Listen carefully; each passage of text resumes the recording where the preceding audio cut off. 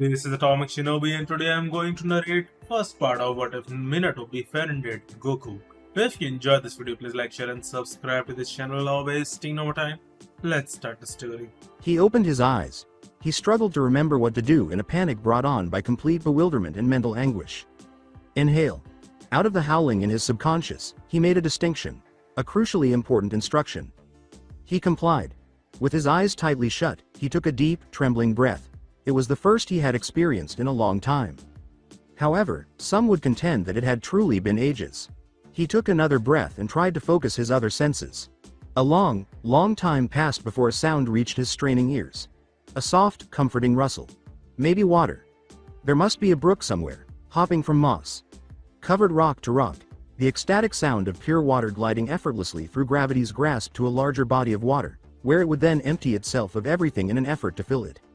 Try and fail to fill it. Similar to me. To fill the voids left in his consciousness, he most likely required something similar. He tried to use the steady background noise to quiet his racing thoughts by concentrating on the sound. It wasn't working for some terrible reason. He kept having rambling thoughts, which prevented him from having the mental stability he typically possessed. In the midst of all the chaos, he compelled himself to sit. His trembling, tentative fingers felt around, and he was pleasantly surprised. A forest towered over him because he was sitting on some undergrowth. He didn't open his eyes. At this point, he didn't require any additional input from that sense. His overworked mind was beginning to handle it, but it was still far too much. The raging flood of ideas began to subside. His thoughts began to become his once more. He decided not to think of him using the little room that remained in his brain for logical thought. Rather, he thought about his faraway, almost hazy past. He thought of his family. The one thing that was still very clear in his mind was the fateful day. He recalled the sense of pride and ecstasy he had experienced that day. He thought about it after conjugating all of the hazy remnants into a whole. He noted it in his mind. This was going to be his new self for all eternity. In other words, his identity, which he had forfeited on that terrible day. In one last desperate effort to stop his mental ranting, he exhaled, letting go of all the tensions inside. He tensed his shaky determination. This was something he had to do. With no loved ones to give him motivation to keep going, he was forced to confront this utterly foreign world. Absolutely no loved ones. He was by himself, alone, really, a little more time. He was still utterly terrified, but the urge to open his eyes was growing stronger. This was a fear he had never felt before. He took another breath, each strained one helping him to clear his mind a bit more. The torrent had subsided even more, and every thought he had been dreading was emerging. Usually, he would have turned to the one thing he knew would always be there for him for comfort. He had delved deeply into his thoughts and experienced the comfort of raw power and the embrace of pure energy. He would relish it, regaining his composure in the enhanced perceptions that the energy provided. He had made decisions he now regrets as a result of the addiction, which had far-reaching effects. There was none left this time. There was not a single drop left of his once almost limitless supply. As part of the agreement with him, he had given it up. He had no energy and was completely alone in a strange universe. Without a doubt, he was in the worst phase of his life. He laughed to himself, even though he was on the verge of suicide. What did life mean? What was this life supposed to be? What was the boundary between an experience being a part of a life and simply a natural phenomenon? He was clueless now. A crucial question was quietly emerging to the forefront of his consciousness even as these ideas whirled wildly in the disorganized mess he now called his new mind. It rose slowly, like a bubble, through a very viscous fluid. And it broke the surface just as abruptly as it had appeared. His eyes opened. Where am I? Where am I? Son Goku saw exactly what he had anticipated when he looked around. A hazy mess. In an attempt to clear his vision, he shook his head and blinked a few times. That helped somewhat, and now things were starting to make sense. It still appeared to be a bewildering pile of green crammed into his field of vision, even though he could now make out a limited palette of colors. Grass or perhaps leaves. He thought. He waited for a while, simply gazing into space and attempting to absorb as much light as they could. He had just regained the use of that essential sense, and it felt like he was a blind man. And slowly, everything worked itself out.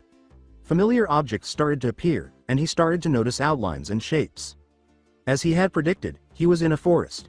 That's a big one, indeed. The horizon, or whatever portion of it was still visible through the trees, appeared to be beyond them. In contrast to the ordeal he had just gone through, the chirping of the many birds in the area seemed heavenly.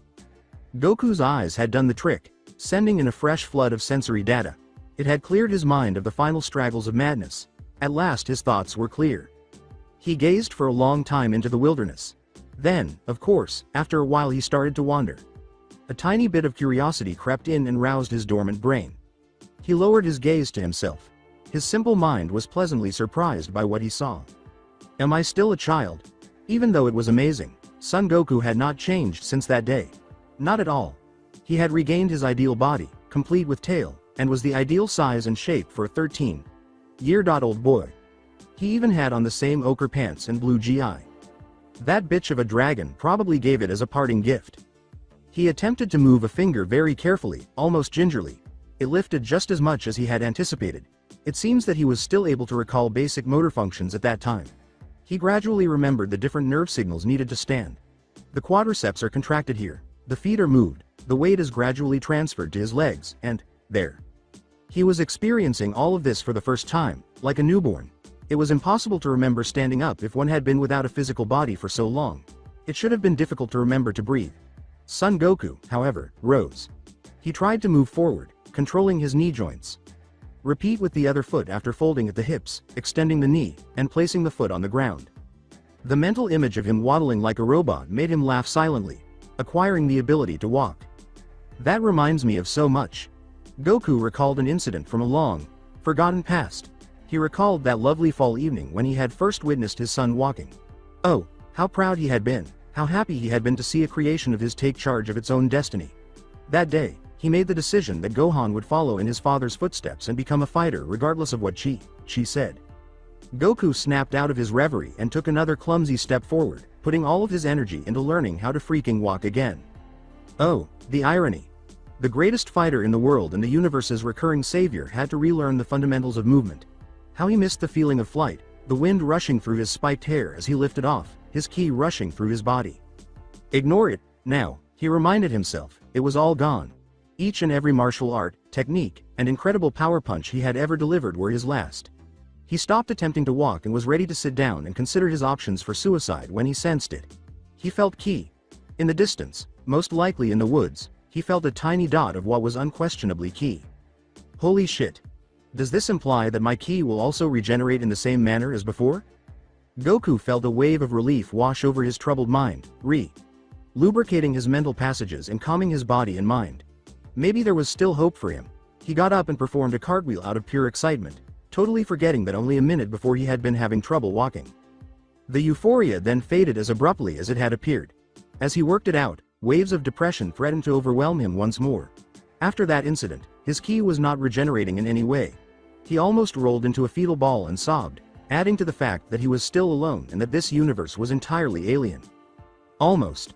He felt it as he lay on the soft grass, depressed and without loved ones, prepared to cry until he died. It was the smallest of sentiments, hardly perceptible. In the back of his mind, a tiny pinprick.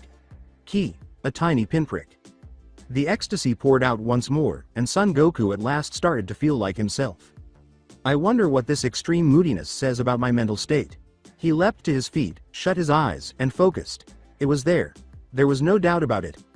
Goku knew that if he gave it enough time, it would fill up, but it was like an atom in the emptiness the size of a whole galaxy. It would take a few more years before he could use it for even the weakest of his maneuvers, but then the exponential growth would really start. He estimated that it would take him 15 to 16 years to reach full fighting strength. 10.5 years. Not bad at all, not too bad. From what I've seen, it's probably just a blink of an eye. Now, reassured by these discoveries, he looked for Ki's other trickle. He focused, sharpening his senses, searching for a clear path. He could tell that the target was about east of him, but his own energy level was far too low to determine its exact distance. He stepped forward with assurance, then another, and started running. Using all of the muscle strength that was consciously possible, a full sprint. Meanwhile, a powerful tailwind began to blow, causing a burst of air to flood his GI. The universe seemed to want him to start over. Once more, my adventure begins. He arrived at his destination after an hour of crawling, hacking, pushing, jumping, and running. He noticed that there was a clearing above that allowed light to enter, as evidenced by the god rays that began to filter through the canopy. Through that bush, directly ahead, was the key source. He dashed into the bush, ready to make a dramatic entrance, but reason intervened. What if this man is antagonistic? I am not strong enough to confront anyone at this time. Even though I can walk again, I'm still really weak. Goku looked through the bushes. Now that the source was so close, Goku was certain that any movement would be picked up. Holding his breath, he attempted to look more closely at Rasengan. The tree next to him blew up. He immediately assumed the fighting stance he had learned from Master Roshi all those years ago after instinctively leading him out of the bush and into the clearing. As anyone in his position would have, probably not, he uncontrollably screamed in agony. He immediately felt regret for ever letting out his scream after hearing how it sounded. The vocal cords of 13-year-old boys are not developed enough to scream like men. As a result of the nails on blackboard screech that ensued, the number of birds in the Konoha forest was eventually cut in half. The white-tailed coathanger bird is still supposedly present in the forest, according to Konoha shinobi, but I seriously doubt it. Goku chose to gape at the man in front of him instead of continuing to scream. He initially only saw the sharp weapons around the torso and the bottle green flak jacket. He paused for a moment as his gaze moved upward toward the face, absorbing the depth of the shocking blue eyes that were staring directly into his. His eyes moved higher and higher. And noticed the strange forehead plate on the headband. Undoubtedly, some leaf-like emblem. They finally arrived at their last point of examination, and came to a complete stop. Goku felt his blood freeze. He saw golden yellow hair with spikes. Yellow, fucking yellow. Son Goku's mind flashed with memories. He recalled the method of termination, as well as memories of long-gone battles and villains. The memory was a little too much to bear in silence. Saiyan, who was young but old, uttered a rare curse word. Fuck. Rasengan. As the ball of chakra searched the tree, Namikaze Minato observed it. It began by destroying the outer bark, simulating a quick series of revolving blades chopping away at the wood. Similar to a ball being pushed into liquid butter. The tree appeared to melt and change shape to accommodate the intrusion as the randomly spinning inner sphere struck it a second later. This was caused by the subtle, haphazard cutting motion of each chakra particle. They simply blended into a visual image that looked like something melting and reshaping itself because they were too random to be seen separately with the naked eye. The Rasengan's insane destructive power came from this. Minato saw as the sphere slid through the first tree with ease, shrinking to half its initial size. After all, power had its limits. It had already expended most of its energy, but it flew straight ahead to another tree. With a slight explosion, it vanished, leaving the trunk scarred in a distinctive spiral pattern. Minato grinned. Now, that was unquestionably better. Before fading out to nothing, his first successful Rasengan had hardly made it through half of one tree. He added that he still had enough chakra for another one. He had never had the opportunity to do two things at once before. He gave it some thought, weighing the benefits and drawbacks of making a second attempt in a single day. Drawbacks. There are so many drawbacks. He would be practically helpless with only taijutsu to defend himself because all of his chakra would be depleted. In the event of an enemy attack, Kumogakure, Iwagakure, and Sanagakure shinobi would be too strong to defeat by hand. Hand combat. These were becoming all too frequent. Because of the tension that existed between the great countries after the war, Chunin patrolling teams could be found anywhere. To his right, he heard rustling in the bushes. Minato thought she had found you. I had located you, Jiraiya. Sensei. Jonin, who was 18 at the time, was aware that Jiraiya Sensei concealed himself and observed his students practice. Minato knew that Jiraiya knew that he knew, and Jiraiya knew that Minato knew. Although it somewhat negated the original intent of hiding, both chose to ignore it and act as though they were ignorant. It was merely a small habit of theirs. The problem was resolved by Jiraiya's presence. If someone attacked, the perverted sage would still be there even if he expended all of his chakra. He prepared for the second Rasengan. He inhaled deeply and collected his chakra. He kept his palm facing up and his forearm parallel to the floor. As though he were holding a huge hypothetical sphere, he slightly curled his fingers. He concentrated and started to release chakra into the area above it from his palm. He used all of his willpower to make each chakra particle spin in a different direction. Minato pulled all the spinning particles together as tightly as he could as they started to rotate over his palm. A tiny blue ball appeared in the center of the ambient light as the area above his palm began to glow. He pumped more chakra into the hand and focused even harder. The ball gradually expanded in size. The veins in his wrist pulsed from sheer effort, and his palm began to shake. He resisted it and hung on until the ball got too big to manage. He made the snap decision to shock his sensei. He pulled his index finger in and pierced the smooth Rasengan surface, using the other fingers to keep the chakra intact. As a result, it exploded like a blown-up balloon, sending chakra flying in all directions. He He pushed his palm into a tree near the bush Jiraiya was hiding in before this occurred. Rasengan. Boom. The tree fell apart. Expecting his perverted mentor to leap out with white hair scorched by the Rasengan's explosion, Minato leapt back. It was definitely not Jiraiya who ran out after screaming like a girl. Who is this strange person? In keeping with those new Pankuraku bands that were beginning to make an impression, the newcomer wore a hairstyle that was dementedly spiked. The sudden explosion of Rasengan appeared to have given him a big shock. Or was there a hint of lightning involved? Worth trying again, Minato thought. He recalled that he was dealing with an absolute stranger, so he decided to tackle each issue one at a time. He studied the boy closely. It wasn't just his hair that was crazy. He was dressed in a training gi of the light blue variety worn by samurai in the Iron Country. Black shoes, a white belt, and a pair of ochre-yellow pants completed the contrast. What strange fetishes are popular among children today? Sheesh. Minato saw the muscles in the torso and neck protruding. The boy was poised for battle in a taijutsu pose. Experience was evident in the boy's face, and Minato could tell by the seriousness in the boy's deep black eyes that this was no typical child. Although he was unarmed, he had the demeanor, posture, and quiet elegance of a skilled killer. I have to exercise caution, Minato thought. My Rasengan most likely exposed him. In any case, I must verify if he is hostile. Minato also assumed a simple taijutsu pose. It was only right that Minato did the same if the boy was unarmed. Furthermore, he detected absolutely no chakra coming from the boy. Perhaps like that new rookie back home that I've been hearing about, a man named Maeda, guy, a taijutsu killer, though? Very unlikely. The silence was finally broken by Minato, who asked, "What do you want?" The boy's eyes adopted a detached expression, and his face displayed real surprise. It's obvious that a normal person wouldn't need to think this much about a straightforward question like this one. Nothing, he said, coming back to the present. His face lit up with a smile when he saw Minato in the fighting pose. Actually, I wouldn't mind a little sparring match. The Jonin's mind raced, attempting to make sense of the boy's perfectly contradictory signals.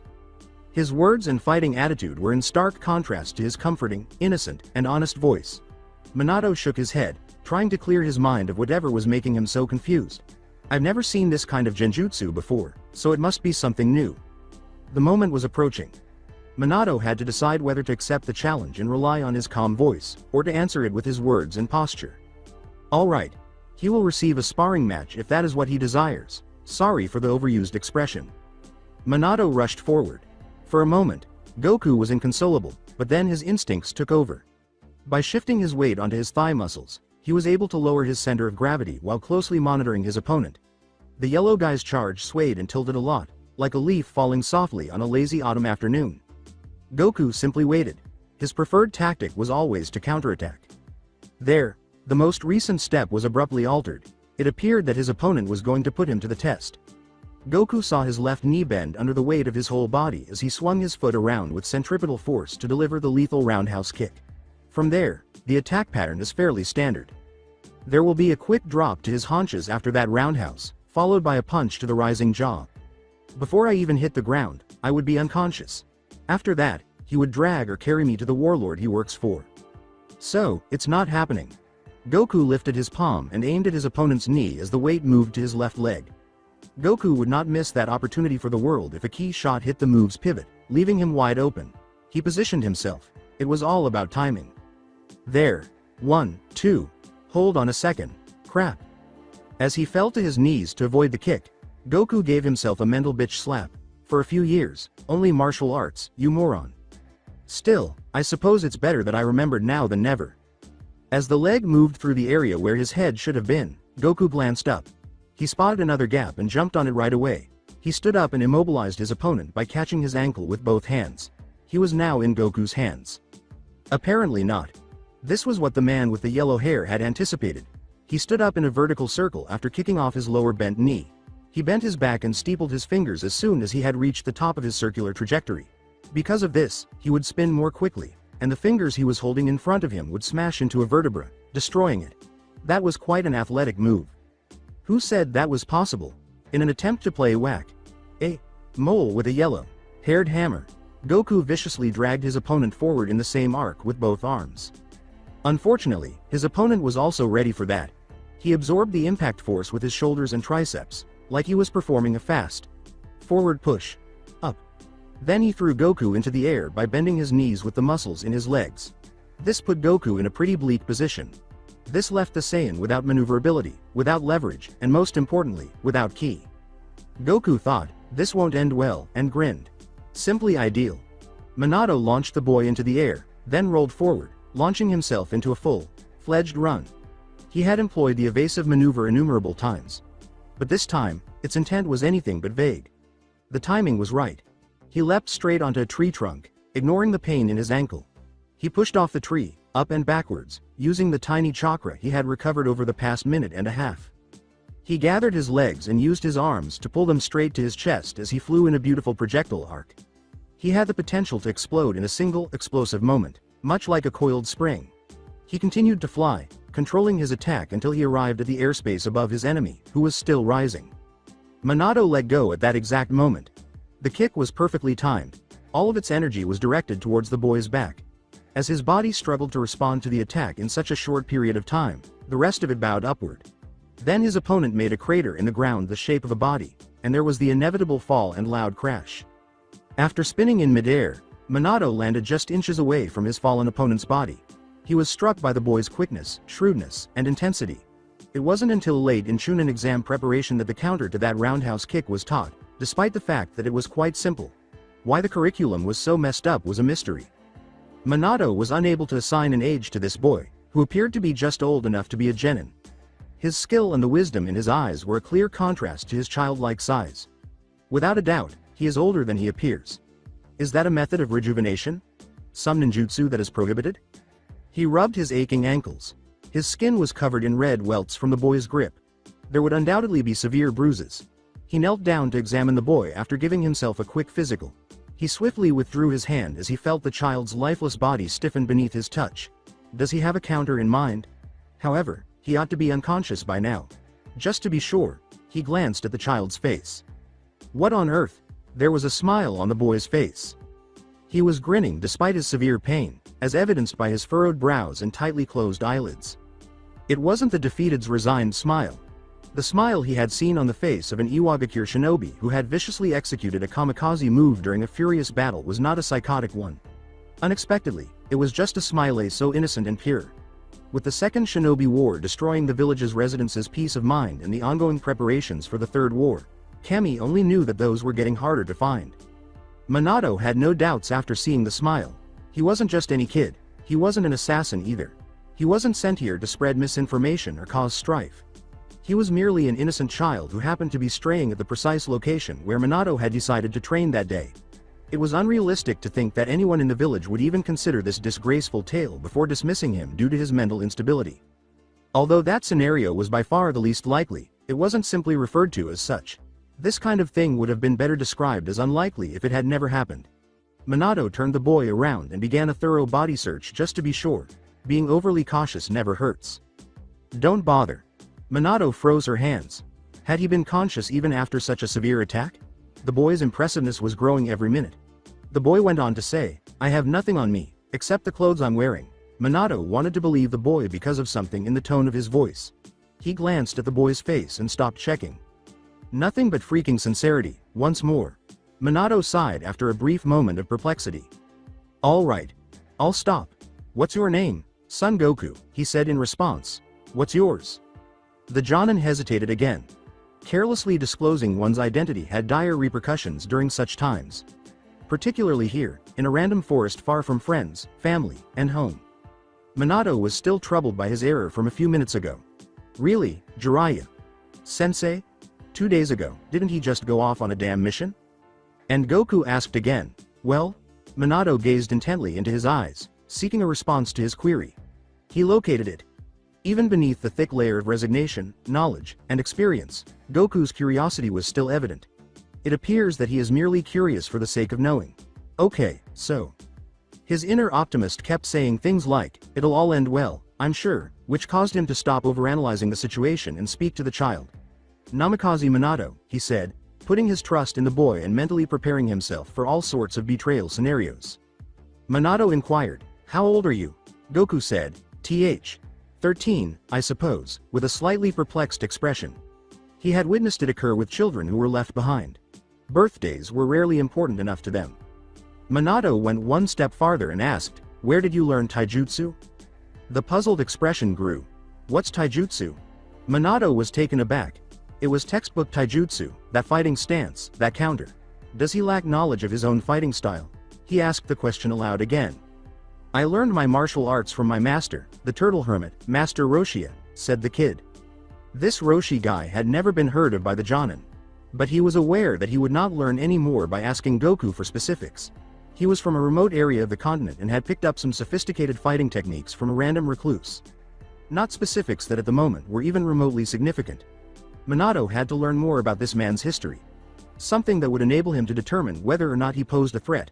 However, he doesn't appear to be a threat at all. Minato continued by asking, "Where are you from?" The bewildered frown changed to one of unease. "I come from far away. I was dropped here," he said grudgingly, averting his eyes as if he didn't want to consider the situation. It seemed as though his soul ached at the mere memory of his past. He may not want to consider it because he has experienced severe trauma. Up until now, he appeared totally transparent. Minato had already decided. He was on his way to Konohagakure with Goku. He would accept without question any repercussions that might result from that action. For that wisdom, for that innocence. This child, in my opinion, has a great deal of potential to effect change. Maybe he can use it to end this war sooner rather than later. I don't have high expectations, but what harm might it do? In order to get the boy to believe in him as Minato had, he extended his hand. Son Goku did not hesitate to take Minato's hand. He got up by pulling himself up. Although the agony from the previous attack was lessening, Goku was thankful for the brief moment when it was intolerable. The sense of powerlessness and the high of experiencing a sensation for the first time in a very long time was very addictive. Just a friendly reminder that after all this time, I finally have a physical body again. Minato appeared to trust him when she said, "Come with me, I'll take you to my village." Okay. Led on, Goku couldn't control the excitement that had begun to simmer in the final few syllables of his voice. At last, he was heading somewhere significant. After wandering aimlessly for eons, having a purpose in life sent endorphins into his brain. This resulted in a joyful, tingly sensation, as if he had just had the wrong glass of juice at Gohan's birthday celebration. Minato said to Goku, "Since you're so good at fighting, you must have heard of chakra, right?" as he guided him through the forest. Once more, Goku was stopped. What is chakra? For what must have been the 1000th time during the day, his new friend paused in surprise. "Here. It would be easier to just show you." He extended his hand. He made a small ball of ki. "This is chakra." Goku understood right away. That's what it's called in this world. So, chakra is ki energy. Is ki energy what you call chakra back home? Yeah. Minato had rounded back on him, obviously curious. "Can you use it?" "I hope." The Saiyan experienced a minor depression. He was sorry he couldn't explain himself better, but he wasn't prepared to consider it, much less tell anyone else. "I could use it before, until I used all of it, Getting out of where? Where I was. It is still much too early to consider it." In an apparent attempt at consolation, Minato gave him a shoulder pat. "Don't worry. It will regenerate. All chakra does. It'll just take a while." Minato checked the child's tenketsu during their brief encounter. They were securely shut. It was Goku's first time using chakra. It was completely nonsensical. Given that he has undoubtedly never used it, how is he discussing something that he is so familiar with? And he claims that his chakra is completely depleted.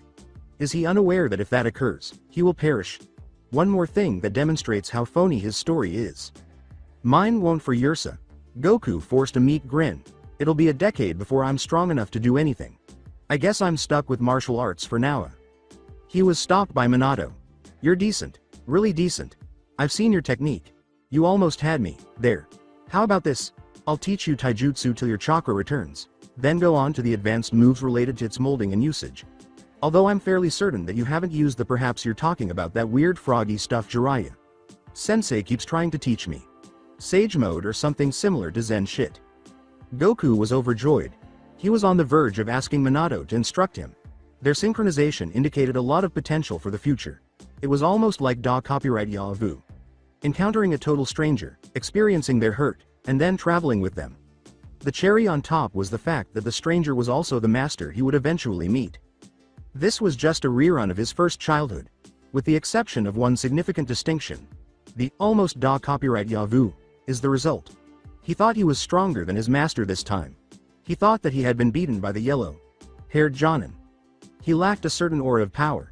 He somehow failed to convey a sense of strength. However, neither had Master Roshi. I can't assume anything just yet, but I believe that knowing you, Minato, has already made me stronger.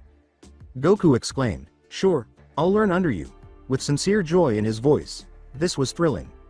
His journey had begun in earnest. Sarutobi Hiruzen was an extremely wise and experienced man. He had seen everything there was to see as Hokage, including things that even the most cruel people would not find enjoyable.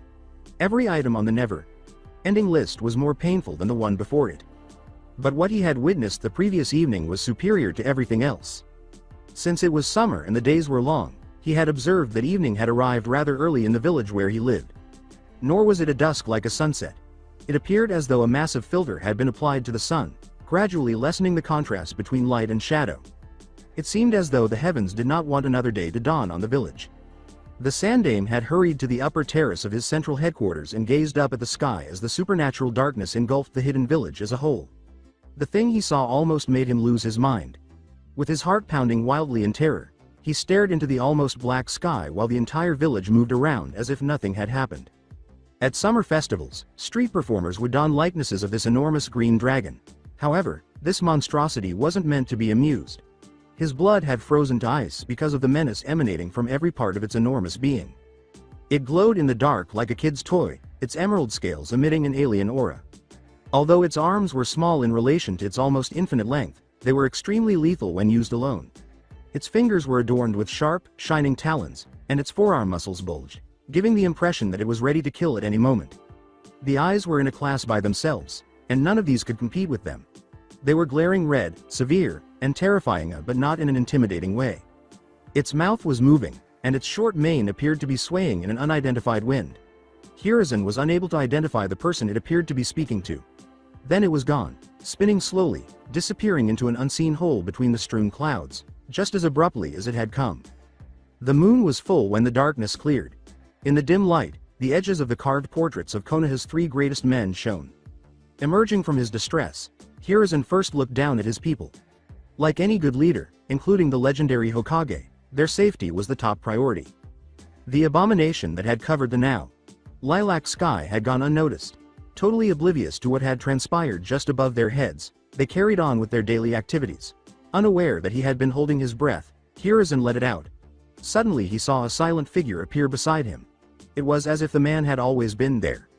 The Hokage gave a blink. The man in the bandage seemed to have just appeared beside him. Danzo. In order to rewind and witness the spectacle for himself, the man most likely used his Izanagi.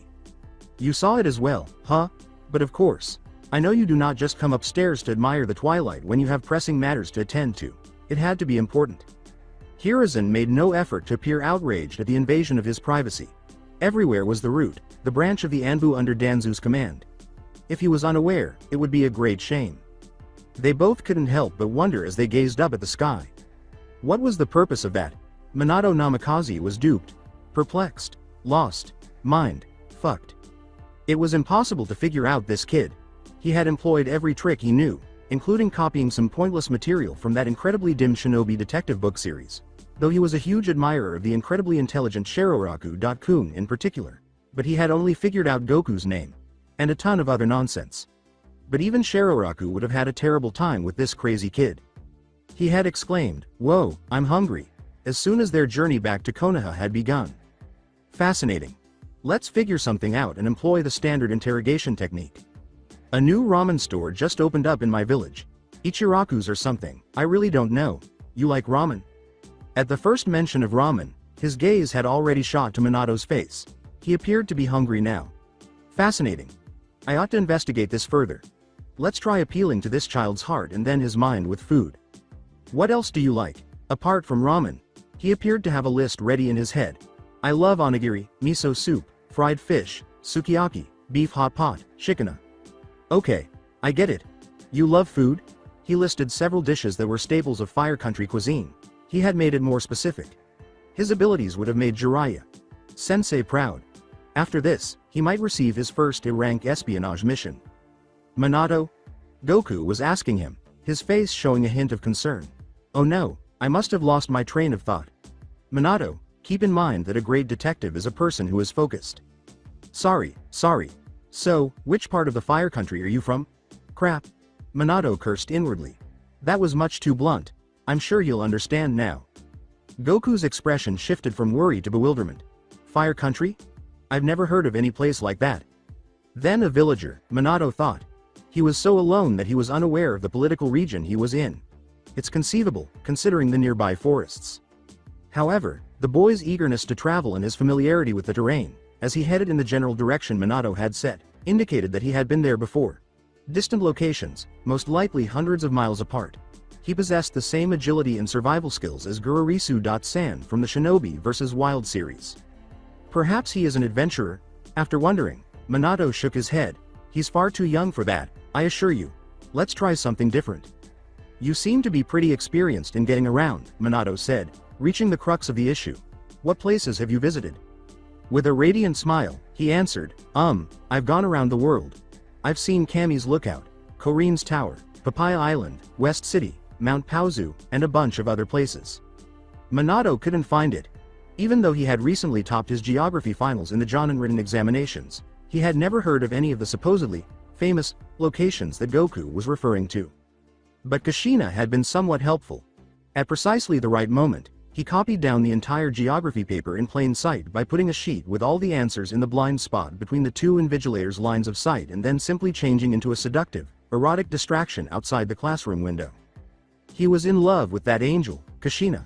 After this terrible tension or whatever was happening between the five great nations had subsided a bit, he was going to propose to her. But he knew what she was going to respond with. A slight flush, a hint of red, followed by a pause for reflection. Most likely ending with a gentle, yes, a firm embrace, and perhaps even a passionate. Reluctantly, Goku halted once more and gripped his stomach, asking, "Why are you spaced out again, Minato?" Minato's hair turned as red as Kushina's. If Jiraiya-sensei learned of this, he would most likely disown me. His investigation was not being aided by distraction. The Jonin's desire to simply lie down, curl up into a dejected, fetal ball, and cry big, warm tears was understandable given Goku's nearly absurd responses to all subsequent questions. He stopped trying to figure out any answers from Goku and concentrated only on making his way back to his hometown. It appeared that Goku had moved past his concern for Minato. He appeared to be relishing every moment as he gazed at everything. His ears perking up at every twig crunching beneath his feet, every tiny stream bubbling as they passed it, every bird singing its joyful ballad, singing its melodious voice to the entire universe, and so on. And before either of them realized it, the forest started to thin out, revealing clearings through the dying trees. The village wall was only a few minutes away. With a sigh, Minato dispelled all of the contradicting garbage Goku had heaped on top of him. Everything will be made public. I'll be happy to wait if it takes patience to accomplish such a goal. You're a really fascinating man, Goku. They were frisked thoroughly as they passed through the gate. There was no chance for the Hokage. They could not afford to make any more mistakes now that one of the other villages was threatening to make an unexpected, violent move. Goku appeared to be comfortable with the process. When asked, he readily and honestly raised his arms. It appears that the only thing he has to conceal is his past, which Minato was bound to entice him to reveal. He simply had to be aware. Goku appeared to be lost in his own world once more as they strolled through the village, taking in everything that the stunning Konohagakure had to offer. He truly appeared to be a child as he gazed in wonder and innocence at every building and structure. However, there was a hint of caution in the behavior, as if anything could happen to him right now, given the still present gravity in the depths of his eyes. All right, now that you've got a look, what say we get a bite to eat? At the speed of light, Goku snapped out of his reverie and was looking at Minato like a puppy. After giving the hungry simpleton a sigh, Minato escorted him to the market area. Ichiraku's was just opening for lunch when Minato arrived at the main market street. Goku ran, ducking beneath the awning. His smile said it all. As much ramen you can possibly make, old man. Minato was unable to contain his smile. My treat, Goku. He would soon regret those 3 words. The village became quieter as the morning wore on into the afternoon. Now that the rush had passed, people were unwinding for the afternoon. The commotion subsided, and sounds gradually gave way to silence. The only sound is the incessant slurping, clacking, and sporadic burps of a child who is unable to finish Ichiraku's entire weekly supply of ramen. Both Minato and Ichiraku were now clearly sick, their mouths hanging down to the floor. When Goku began his 20th bowl, a small group of people had gathered around, but after 15 minutes, they had scattered, their hands covering their mouths with vomit. At first, it was fascinating to watch. It was interesting to watch such a small child devour extra large portions of soup and hot noodles. Then, with the same fervor as the last bowl, the child would lick his fingers and request another as you started to worry that he might burst from the amount of food in his stomach. How many times had you heard the phrase, "One more, please"? In the previous 2 or 3 hours, the owner of the restaurant had none left this time. He turned to the yellow-haired Jonin beside the counter and passed over a slip, saying, "That's all I have, boy." "That's the bill." The roll of paper was thick. Minato gave a loud gulp.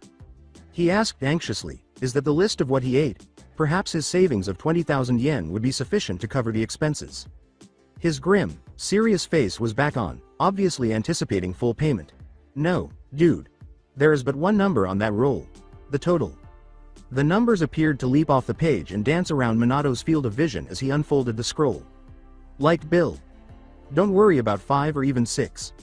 Figure amounts. God knows how many 9s there were before the final 18 zeros in this run."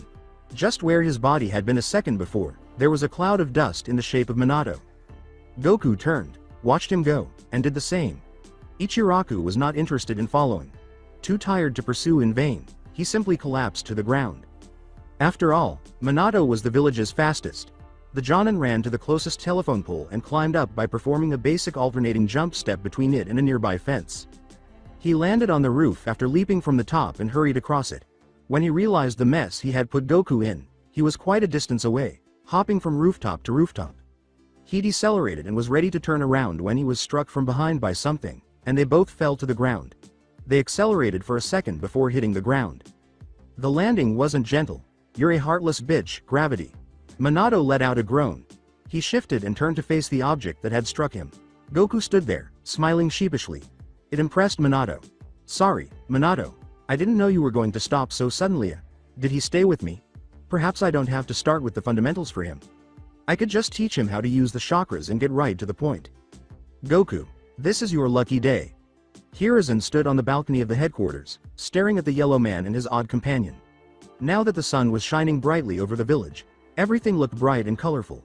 He saw the instant synchronization, the chemistry between the two.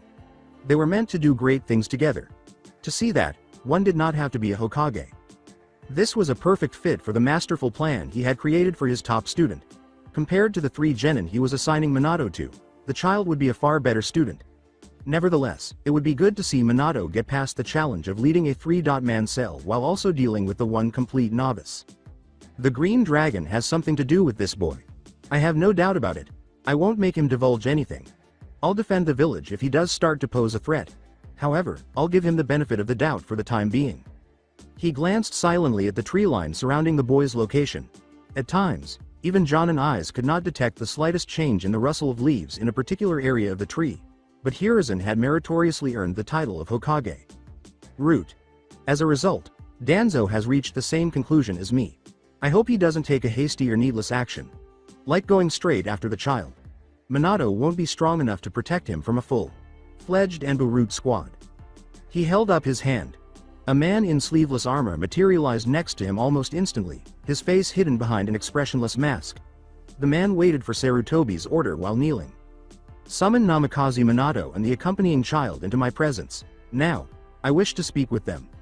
After knuckling his masked forehead, the man vanished. After taking another look at the expansive village, the Hokage ducked beneath the doorway and went back to his quarters. "I hope all the best for you, my pupil." Now back at ground level, the odd couple was strolling along the village's numerous paths. With his eyes closed in a wild smile, Goku bounded forward. He is also enthusiastic, isn't he? What more is there for a mentor to desire?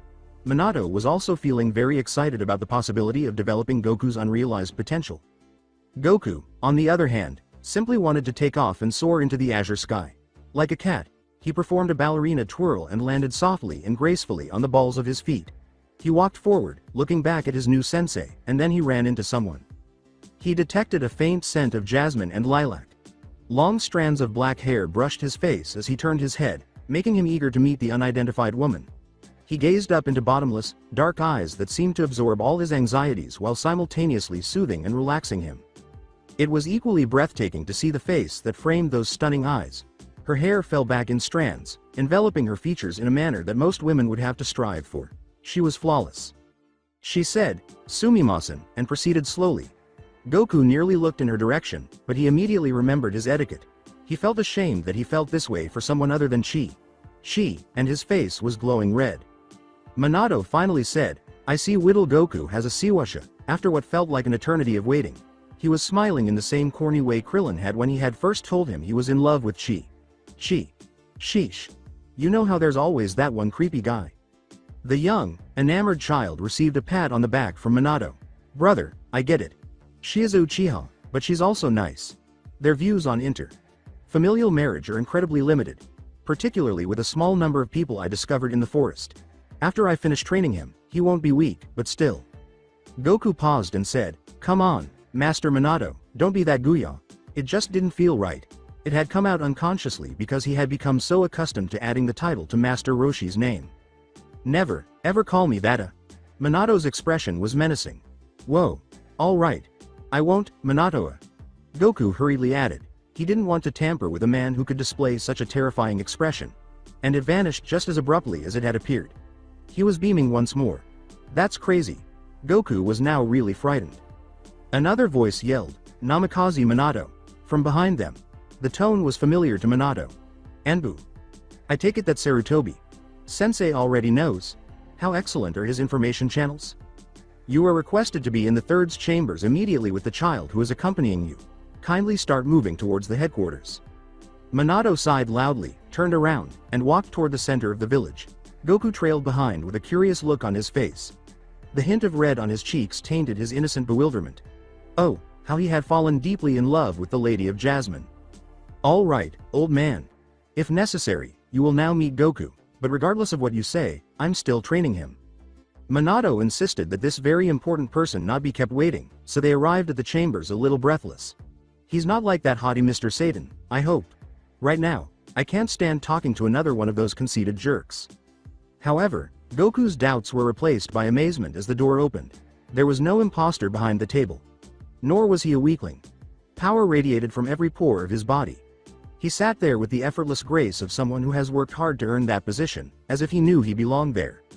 Minato was looked at by the man with disappointment, if the essence of it could be expressed in a single word. After lingering for a while, it abruptly shifted to Goku. It appeared as though the hypergravity machine had just been turned on. The pressure in the man's gaze was immense. But he wasn't about to give up, and he shot back an equally fierce glance. Even though the man's brows widened, his gaze remained fixed. Goku was trying and failing to gauge how grateful he was to have dropped him off in the most intriguing situation ever as they continued their macho standoff. Regards, Shenron. It was now early afternoon. The ceiling fan, which hardly moved, did little to alleviate the simmering heat inside the closed chambers. Minato used a finger that was a little wet to scratch his nose. From frightening to okay to dull, the staring match had changed. Neither was going to back down. Naturally, as the intrusive fool that he was, he made the decision to start a conversation. "What did you call us in for, Sandame?" "Sama." Not a good question. He was aware that he would live to regret it. In a single, spine tingling look that could have ended the Second Great Shinobi War on its own, Sarutobi Sensei's glare swung to face him, combining indignation, rage, and reprimand. Before the inevitable explosion, there was a brief period of silence. "You have the audacity to ask me this question? You go gallivanting to who knows where during pre-wartime, and I'm supposed to be okay with that? You are one of the most useless Jonins ever. Also, what was the rubbish you pulled off in that last mission?" Minato ignored the yelling. During his lectures, Hiruzen had a propensity to veer off topic. How many times has a straightforward reprimand for a mission gone a little awry turned into an emotional tirade about the futility of today's youth? He continued to focus on the words themselves, trying to find the real subject of the discussion. "And you bring in this random boy from the forest, and don't even come and report to me? How utterly irresponsible.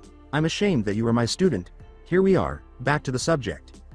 Goku's yell, "I was hungry," overpowered the final few words. With the argument put aside, both the student and the master turned to face him. "Minato was kind enough to treat me to ramen, and it's not his fault I was hungry, it's mine. He was probably going to take me to you as soon as I was done eating.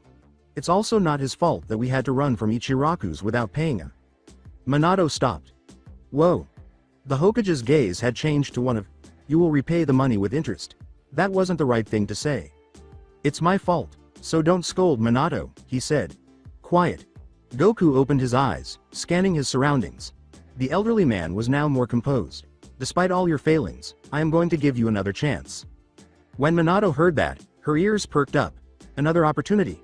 At last, my espionage days are here. The hidden village of the mist is somewhere I'd like to visit. Testing the Rasengan in wet conditions has always been a goal of mine. Oh, how fortunate I am. The current round of Genin tests has just finished. We have need of capable Jonin team leaders for what appears to be our finest batch in the last few years. I have assigned you to one particularly strong group. The rest was drowned out by astonishment. Does he believe I can manage a Genin team? Then what in hell was that irresponsibility thing about just now? You're an old fool. Since they are very capable on their own, it wouldn't be a problem letting them perform missions under your useless thumb. They won't need to learn anything from you anyway. There. Was that so difficult now? With his fingers clenched, he tried desperately not to lose his temper as he waded through the next few minutes of lectures and insults. Also, he should be done by now, right? Fuck man. He rarely used expletives in conversation, but this was a difficult circumstance. This kid will be accompanying you on missions, training activities, and team meetings. Oh. He doesn't even know who he is, which is strange. Don't tell me. From the moment I stepped into the village, Goku and I were being watched. Minato was now furious. Alright. Try your hardest for me. I'll make sure to fail all 3 of your recruits in the trial. They won't be able to get used to the idea of me raping their asses until the following year. After I give them all a resounding failed on their Genin qualification cards, they won't even be allowed to leave the academy training grounds for at least 6 months. They're not even going to ask me why. What is your name, child? The man's voice had abruptly become friendlier and kinder. Goku started. Minato's reprimands had apparently ended. His response was a stiff, "Son Goku, sir," as he stood at attention. At least on their first meeting, this was not someone to be taken lightly. Goku had been dreading the question, "Where have you come from?" He was unable to speak here without giving the elderly man a suspicious look. Goku changed the honorific to, "A far away village, your honor," with hesitation. After a long moment of narrowing his eyes, the man grinned. The smile was pleasant, genuine, and hospitable. Fine.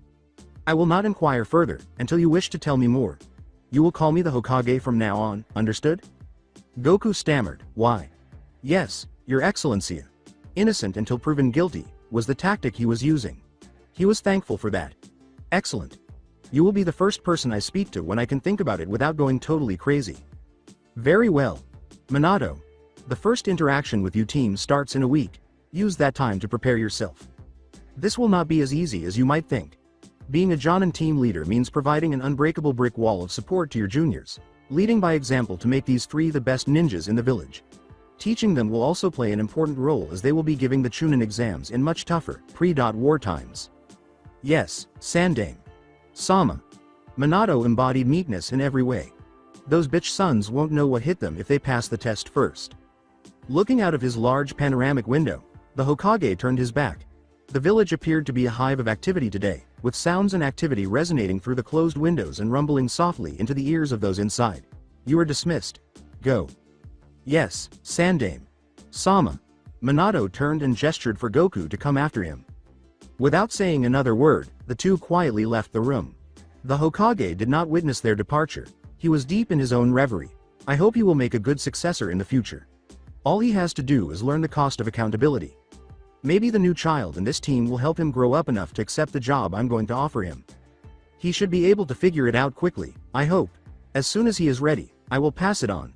Compared to me, he is a far better fit for it. As he was leaving the building, Minato was steaming and stamping his feet like a mischievous child. Goku was the one offering the reassurance. Don't rage so, Minato. I'm sure his radiance meant well. I know, he said, spinning around and punching the wall of the hallway. Why does he have to say stuff like that? He could have just told me properly, like one adult says to another. And drop the honorific, for land's sake. He's just trying to get you fired up about the team you were going to handle or whatever it is. Goku was merely drawing conclusions from the situation and had no idea of the hierarchy. The team, huh? Minato asked, his face still bearing the same sinister look.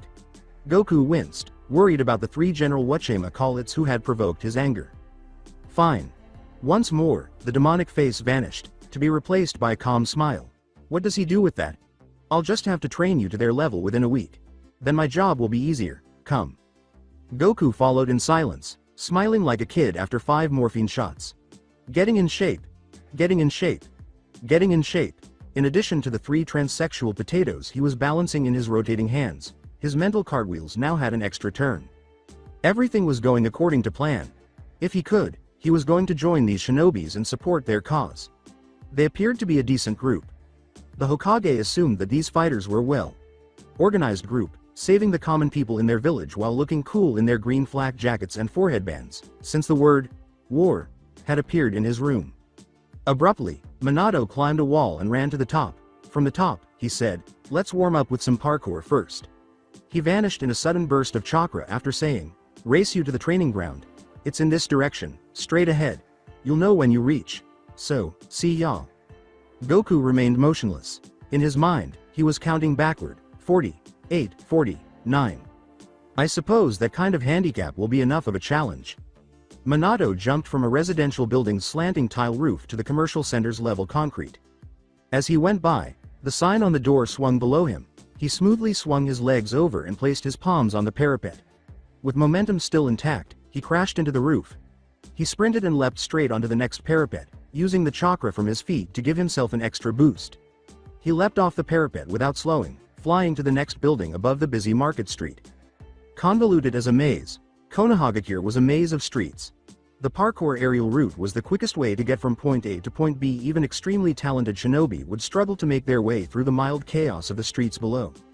Before anyone could even look at the insane shinobi, he leapt down from the building, hit the path, rolled, and was running off towards the training ground. Abruptly, he saw a big 3-story house. Frustrated, he began to climb. If only there was a way to get there right away. Marking the location with something, he was heading Toa. Over there. He felt it. The summoning scroll on a kunai. He threw it somewhere, used chakra to activate it, and then used the scroll to call himself there. They didn't even notice the remainder of the wall climb. He was occupied with figuring out the materials needed, the kunai's shape, and the contents of the scroll. He was too preoccupied with developing his new method to notice the tiny shadow of a very arrogant child slipping past him and continuing on despite a 50-second handicap as the next rooftop appeared, and the next, and the next. Goku was using his excellent timing skills to steer clear of the route's vertical sections, opting instead to run on the ground for a little longer distance rather than climb, which took much longer. The crow's flight path was therefore the fastest when it was in flight. He quickly calculated how long the other routes would take and carved out a zigzag, jumpy path that brought him to the training ground's lush lawns 15 seconds ahead of his sensei. There we have it. He prepared sarcastic remarks in his mind before he sat down to wait for the slow poke to arrive. He mentally counted down from 15. Hit 0, not Minato. He was somewhat taken aback. Perhaps he had exaggerated his sensei's skills. He just waited. As the seconds stretched into minutes, Goku's expression changed from assurance to annoyance to sincere worry. What took place? Has he found himself in a difficult situation? I probably ought to go lend a hand. He got up, then stopped. I apologize for the rhymes, but they're dropping like Chopin. Well, screw it. What if Minato was trying to test his patience? Could it have been a component of his training? He had witnessed Master Roshi arrive for their sessions hours late, stifling Krillin's and his annoyance with a lecture about patience.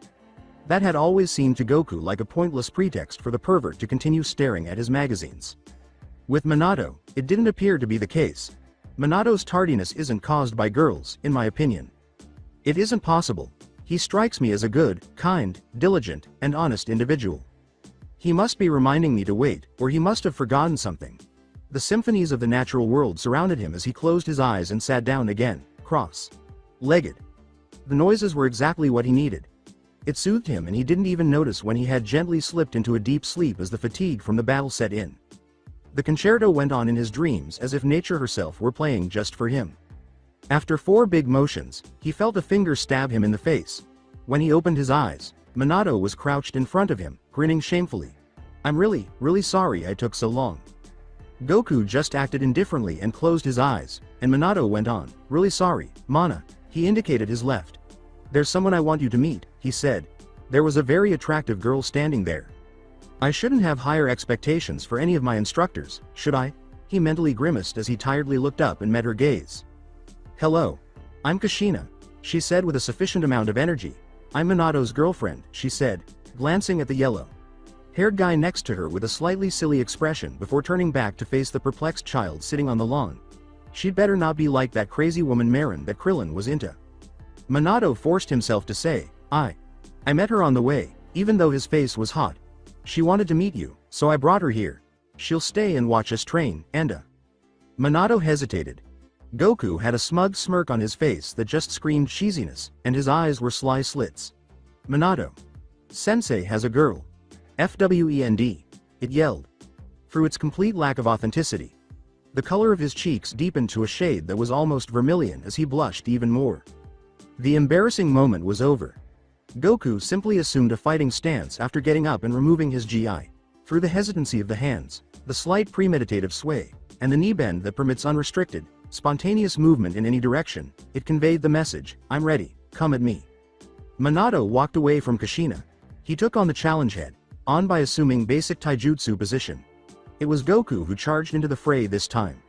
Minato was a fraction of a second too late to react, surprised by the change from the initially defensive stance. At the wrong moment, Goku's spinning jump kick collided with his raised forearm. In order to block, you must absorb the force of your opponent's attack through your limbs muscles and match his movement speed to lessen its impact. By removing the hit's momentum, you completely destroy the energy he expends launching such an attack. Your opponent is weakened physically and psychologically as a result. The next time, he makes an even greater effort. But it doesn't matter. You've gained the advantage and can now easily block his next attack, which will quickly deflate him. Minato raised his arm, but it was too late. At that moment, his muscles were not ready for impact. The kick's force was surprisingly powerful. The leg touched the side of Minato's face, nearly at the most vulnerable spot, the temple, after he felt his arm spin and give way to the leg. A man can usually be killed by a really hard impact there. A centimeter above the sweet spot, it still drove into his face despite being softened by the blocking arm. He felt like he was being pushed down, and the kick's impulse caused him to fall sideways. He abruptly tightened his abdomen as his head touched the grass blades, slid under the kick's radius, and used his legs to launch himself into a tight roll around Goku's flying torso. He left the roll and slammed his fist up, aiming for Goku's exposed jaw. He ducked abruptly, and Minato's hand went through his hair's tips, negating the use of the uppercut. Goku quickly whirled his legs around and gave his sensei a scissor kick to the chest, sending him flying backwards like he was in an explosion. He sprinted after the flying Jonin and leapt up behind him. In a sequence reminiscent of what had happened to him only hours before, he moved his arms in vertical circles and slammed him squarely in the chest before crashing him into the hard, unforgiving ground. After bouncing once, Minato collapsed onto his back, moaning in agony. Goku had meticulously prepared the driven punch's force. The pain was sufficient, but not so severe that he would be unable to instruct him later. Without saying a word, the red-haired girl rushed to her boyfriend as he lay there moaning. She approached him with the stereotypical, Minato-kun, that Goku was expecting. He certainly did not anticipate the forceful slap she delivered directly to his sensei's face. What the hell do you think you're doing? You're losing to a mere kid? One you found in the woods just a little while ago? Goku suppressed a chuckle as he saw the pathetic Minato attempt to apologize and provide an explanation, but Kushina blew them away like dust. She reprimanded him sternly, as one would a small child, but with more sarcasm and condescension than usual. She reminds me so much of Chi. Chi. Goku noticed that he and his yellow-haired master were becoming more alike. As Minato attempted to get off his battered ass, Kushina forcefully pushed him back to the ground. That's enough from you, you useless good dot for. Nothing Jonina, it's my turn now. Come, kiddoa. In spite of himself, Goku was a little offended by that final statement. Youngster, come on, be at least somewhat respectful. Only recently have I regained my youth. He cleared his mind by shaking his head. Stop feeling depressed like a teenage girl because you haven't told anyone yet. Perspective. He assumed a more relaxed, arrogant stance. Its swagger spoke louder than any words you could have said. Apart from a slight tightening of the corners of her mouth, Kushina displayed no emotion. Her slowness was obviously deceptive as she charged. Goku readied himself for the fast-paced, explosive barrage of assaults. A sideways feint, a powerful knee strike from the other direction, and a couple of punches straight down the middle. Most likely, they'll grab me by the throat and force me to give up, or something similar. But she didn't do anything like that. She quickly moved her hands in an odd pattern, ending with her right hand gripping the first two fingers of her left hand, revealing the same straight pair of fingers.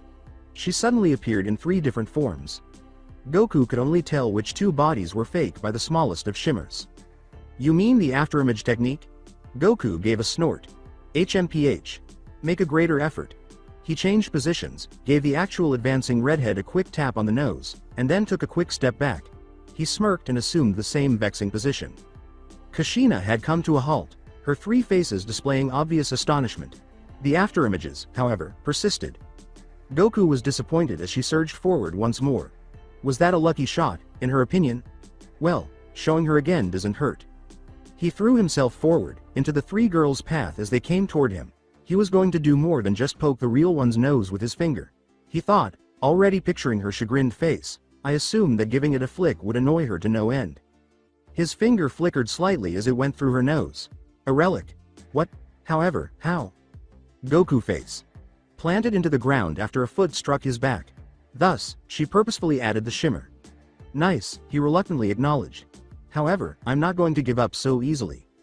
He pushed himself quickly off the ground and swaggered on. However, Kushina had vanished, leaving only a distraught Minato to sit on the verdant lawns. Goku focused, looking for the hint of ki he had previously detected in Minato. Ki must be what she's using for that afterimage method. He felt absolutely nothing. Not even the faintest hint of Minato. Goku was unable to comprehend it. Where had their ki gone? When he noticed a leg lowering onto the back of his head, he turned his entire torso to avoid it. With his head turned to the sky, he caught a glimpse of Kushina's fist falling just in time to avoid it. But he had plenty of time to block it. He caught the fist an inch above his face and cupped his palm. To his surprise, he discovered that he had greatly underestimated the punch's force. Kushina wasn't very strong physically, but her enormous chakra reservoir and crazy life force packed a powerful punch.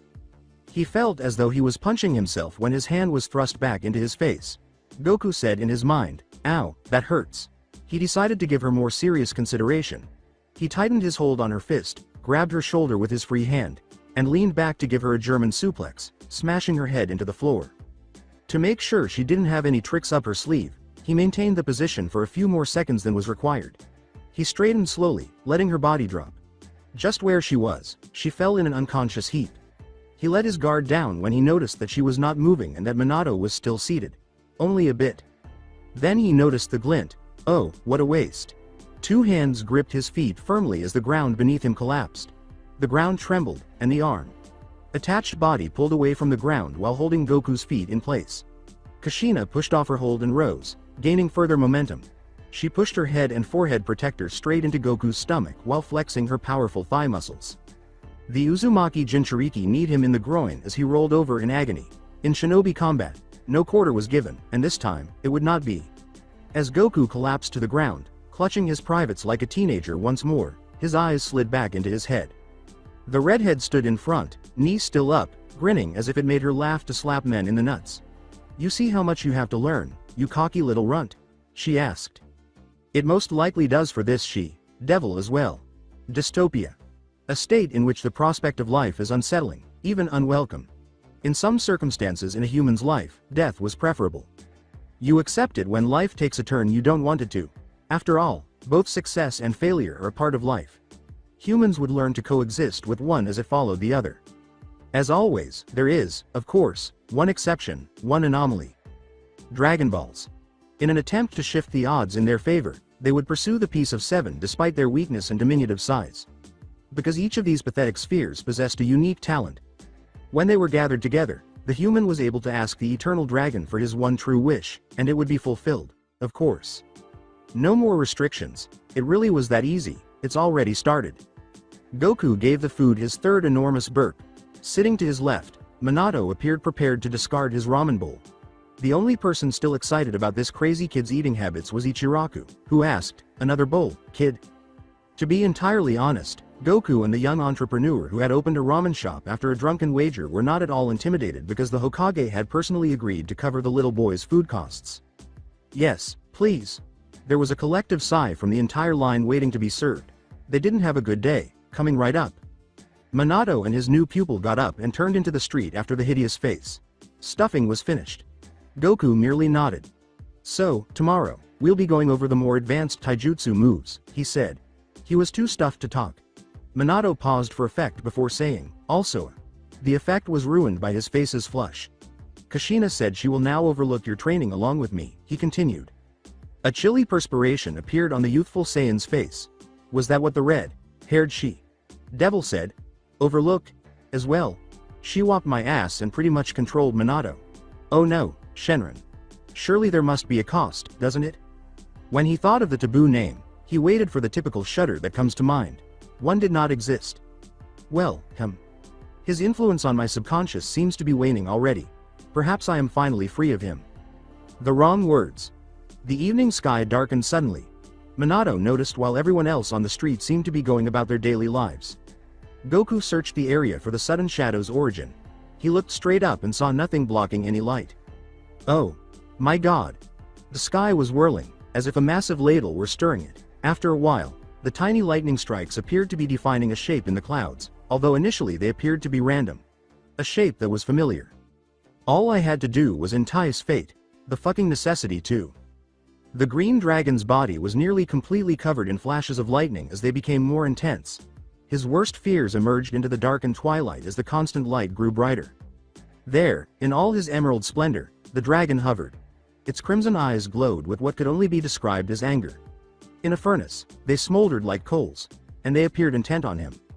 Could he ask for anything more? The deal seemed good to me. Freedom in return for all my ki? Come on, he told himself, bracing himself for yet another round of mental torture and total memory fragmentation. He closed his eyes, not wanting to witness it. That didn't work. For even when he closed his eyes, he could only see the snout, the red, frightful eyes, the vile red mane, and the vicious green face. Hold on. A red mane? Wasn't Shenron the only one? Green. Exactly, runt. Startled, Goku opened his eyes.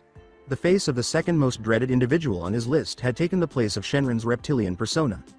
Even though Kushina was staring at him, she managed to hold Shenron's chilling gaze. She was wearing a savage, cruel face. Hold on, what's happening? The rest of Shenron's form appeared to be connected to her head. He looked at Minato after forcing his gaze away from that crippling gaze. He appeared to be immobile, unable to move a muscle or even prevent his jaw from making contact with the floor. He turned around and witnessed the dragon girl mess racing in his direction. He was aware of the area of his body she was targeting somehow. Goku cried out, "Not my balls," and sat up. He closed his eyes and anticipated that after the initial shock of being punched in the giblets subsided, pain would radiate up his entire torso. For a minute or more, there was none. Fearfully, slowly, he opened his eyes. He was in his designated space. The ceiling fan turned slowly, providing absolutely no breeze to dissipate the perspiration seeping through his new pajamas. The chair he was using as a makeshift bedside table had the half-eaten cup of ramen on it. He threw his copy of Basic Ninja Techniques on the floor, exactly where he had thrown it the previous evening in frustration. Oh no, that woman. Now she's started to infiltrate my dreams as well? Is it impossible for me to find some peace without her? Son Goku's training had not gone well for the first 3 days in this new world. In the first place, he had wildly misjudged the extent to which his own body had deteriorated during the millions of decades he had spent inside Shenron. Even in standard gravity, 1 finger push-ups are not worth doing. After 100 repetitions, even the typical one-handed routine left him exhausted and out of breath. In spite of his literal disability, he had fulfilled all of Kushina's instructions and more. He performed 45 taijutsu katas when she requested 30. He discovered a way, perhaps through an abandoned alleyway or an open window, to cut 20 seconds off the exhausting 2 minutes she had set for traversing the village skyline from point to point. However, she never expressed gratitude to him. Not even a look of recognition. The constant lack of approval turned her into a respected, if not completely feared, teacher, but it didn't bother him because he was used to imposing crazy training standards. In practice the day before, every kunai he had thrown drew dismayed looks if it was even slightly distant from the tiny cross painted on a tree's bark 50 meters away. Before the sun set, every day he trained under her turned into a living hell. She wasn't finished, though. For a total of barely 5 minutes of rest, she would keep him there for a dozen hours at a time, without food or water. He was more afraid of her disapproval than he was of the training. It was amazing that someone besides Vegeta had such high standards for both themselves and other people. Despite his intense dislike for Kushina, Goku consistently arrived at the training ground 15 minutes early to perform an extra kunai drill or a quick sprinting speed workout. It was functioning more effectively than he had anticipated. His body was quickly reverting to its pre-Shenron condition, having already reached a state of high muscle mass. He also benefited from the Hokage's decree of unlimited food. His thighs felt like rocks beneath his ochre GI, and the meat protein and intense training had already restored his biceps. He believed that the half-hour Kushina set aside for communication with his original sensei was the highlight of the training. He would talk about theory with Minato, including the idea of instant transmission with Kuchiyose scrolls on specially made kunai. To keep him interested, Minato also demonstrated sophisticated chakra moves to him. When the devil taught him how to shape his own chakra, the Rasengan was undoubtedly the first move he would learn. Bunshin, the cage, was a close second because Goku knew that his ki, when it returned, would be devastatingly large when divided among even 1,000 of his clones. There was no doubt that more was better. But he told himself that was for later. Let's first study chakra. He extended his arm and drew the basic ninjutsu book in his direction. He began by opening it to the chakra section, where the basic book's description was incredibly ambiguous. Using chakras had a lot to do with locating your physical energy by feeling around, or something. Additionally, some mental stamina was required. When those were combined, the fundamental prerequisite for all ninjutsu was created. In search of this physical energy, he had focused, but to no avail. It apparently needed to be taken out of each and every cell in the body. With his eyes closed, he prepared to try again. This time, he felt a certain pipeline that had not previously been present run through his body. Most likely, it's because it's so weak in comparison to my ki. This chakra is now my lifeline since I no longer have ki. The mental energy came easily to him. His concentration was almost flawless thanks to Master Roshi's training regimen. He pushed some of his mental energy through the pipeline he had just discovered, willing his way through. He pushed at the tiny beads of physical energy in the cells next to the pipeline as soon as it was flowing smoothly. They broke the surface as well, moving easily and smoothly into the vessels. What followed was definitely not what was expected.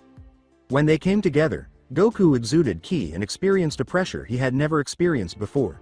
The pipeline looked like it was about to burst, and his whole body felt like it was about to explode. Pain replaced the pressure, terrible agony. When it got to an intolerable level, he screamed. He had to find a way to release the pressure in his intense panic. Otherwise, it seemed as though he was about to burst from the inside out. He became aware that some spots just beneath his skin were being pinched by the pressure. He understood that somehow letting the pain out through those points was the way to get rid of it. He just wished them open. It was just a simple thought, nothing fancy. And the 361 tenketsu that were on Goku's body all opened at once, as if a magical genie were listening to his every frickin' thought and fulfilling it. Chakra erupted like the floodgates of an overflowing dam, engulfing his whole body and gushing outward in all directions. It was an untamed flow, totally out of control. The aftershocks rocked the entire apartment. The soaked, stale noodles were scattered across the bed linens, and the ramen cup had already toppled over. He awoke to the realization that he needed to stop the flow. He separated the mental and physical energies with sheer willpower, allowing the physical to slowly return to his cells while the mental portion flowed back to his mind via different pipeline vessels. He inhaled deeply and shuddered. His sweat and ramen goop were all over the bedspread. He got to his feet and undressed. He would take 3 baths that day. He threw the bed sheet out the window after rolling it into a ball. Now it was his landlady's issue. He stepped into the cubicle and switched on the shower. At this hour of the night, or rather, early in the morning, the water was cold. He desired a steaming hot shower to relieve his aching and exhausted muscles. He made the decision to give it a shot. He closed his eyes and extracted a small amount of mental energy, a small portion of what he had previously drawn. The same amount of physical energy was combined with it in the vicinity of his palms. He reached straight up and grabbed the shower head as the pressure increased. Through his hand's holes, he released all of the chakra he had created into the shower's holes. He took his hand away and allowed the water to run once more. It was exactly how he wanted it, piping hot. Simply ideal. There were now 2 reasons why the shower was calming. He was rudely awakened the following morning by the landlady's screams. He got up suddenly and staggered downstairs to where the noise was coming from. The front door of the landlady was open. From inside, he could hear sobbing. Anticipating an armed robbery of some kind, he ran in. When he arrived at the bedroom, she was sitting there, holding her face tightly. It appeared puffy and red. He said, "Kodanoa.ba.san, what happened?" T. Turned on the ta.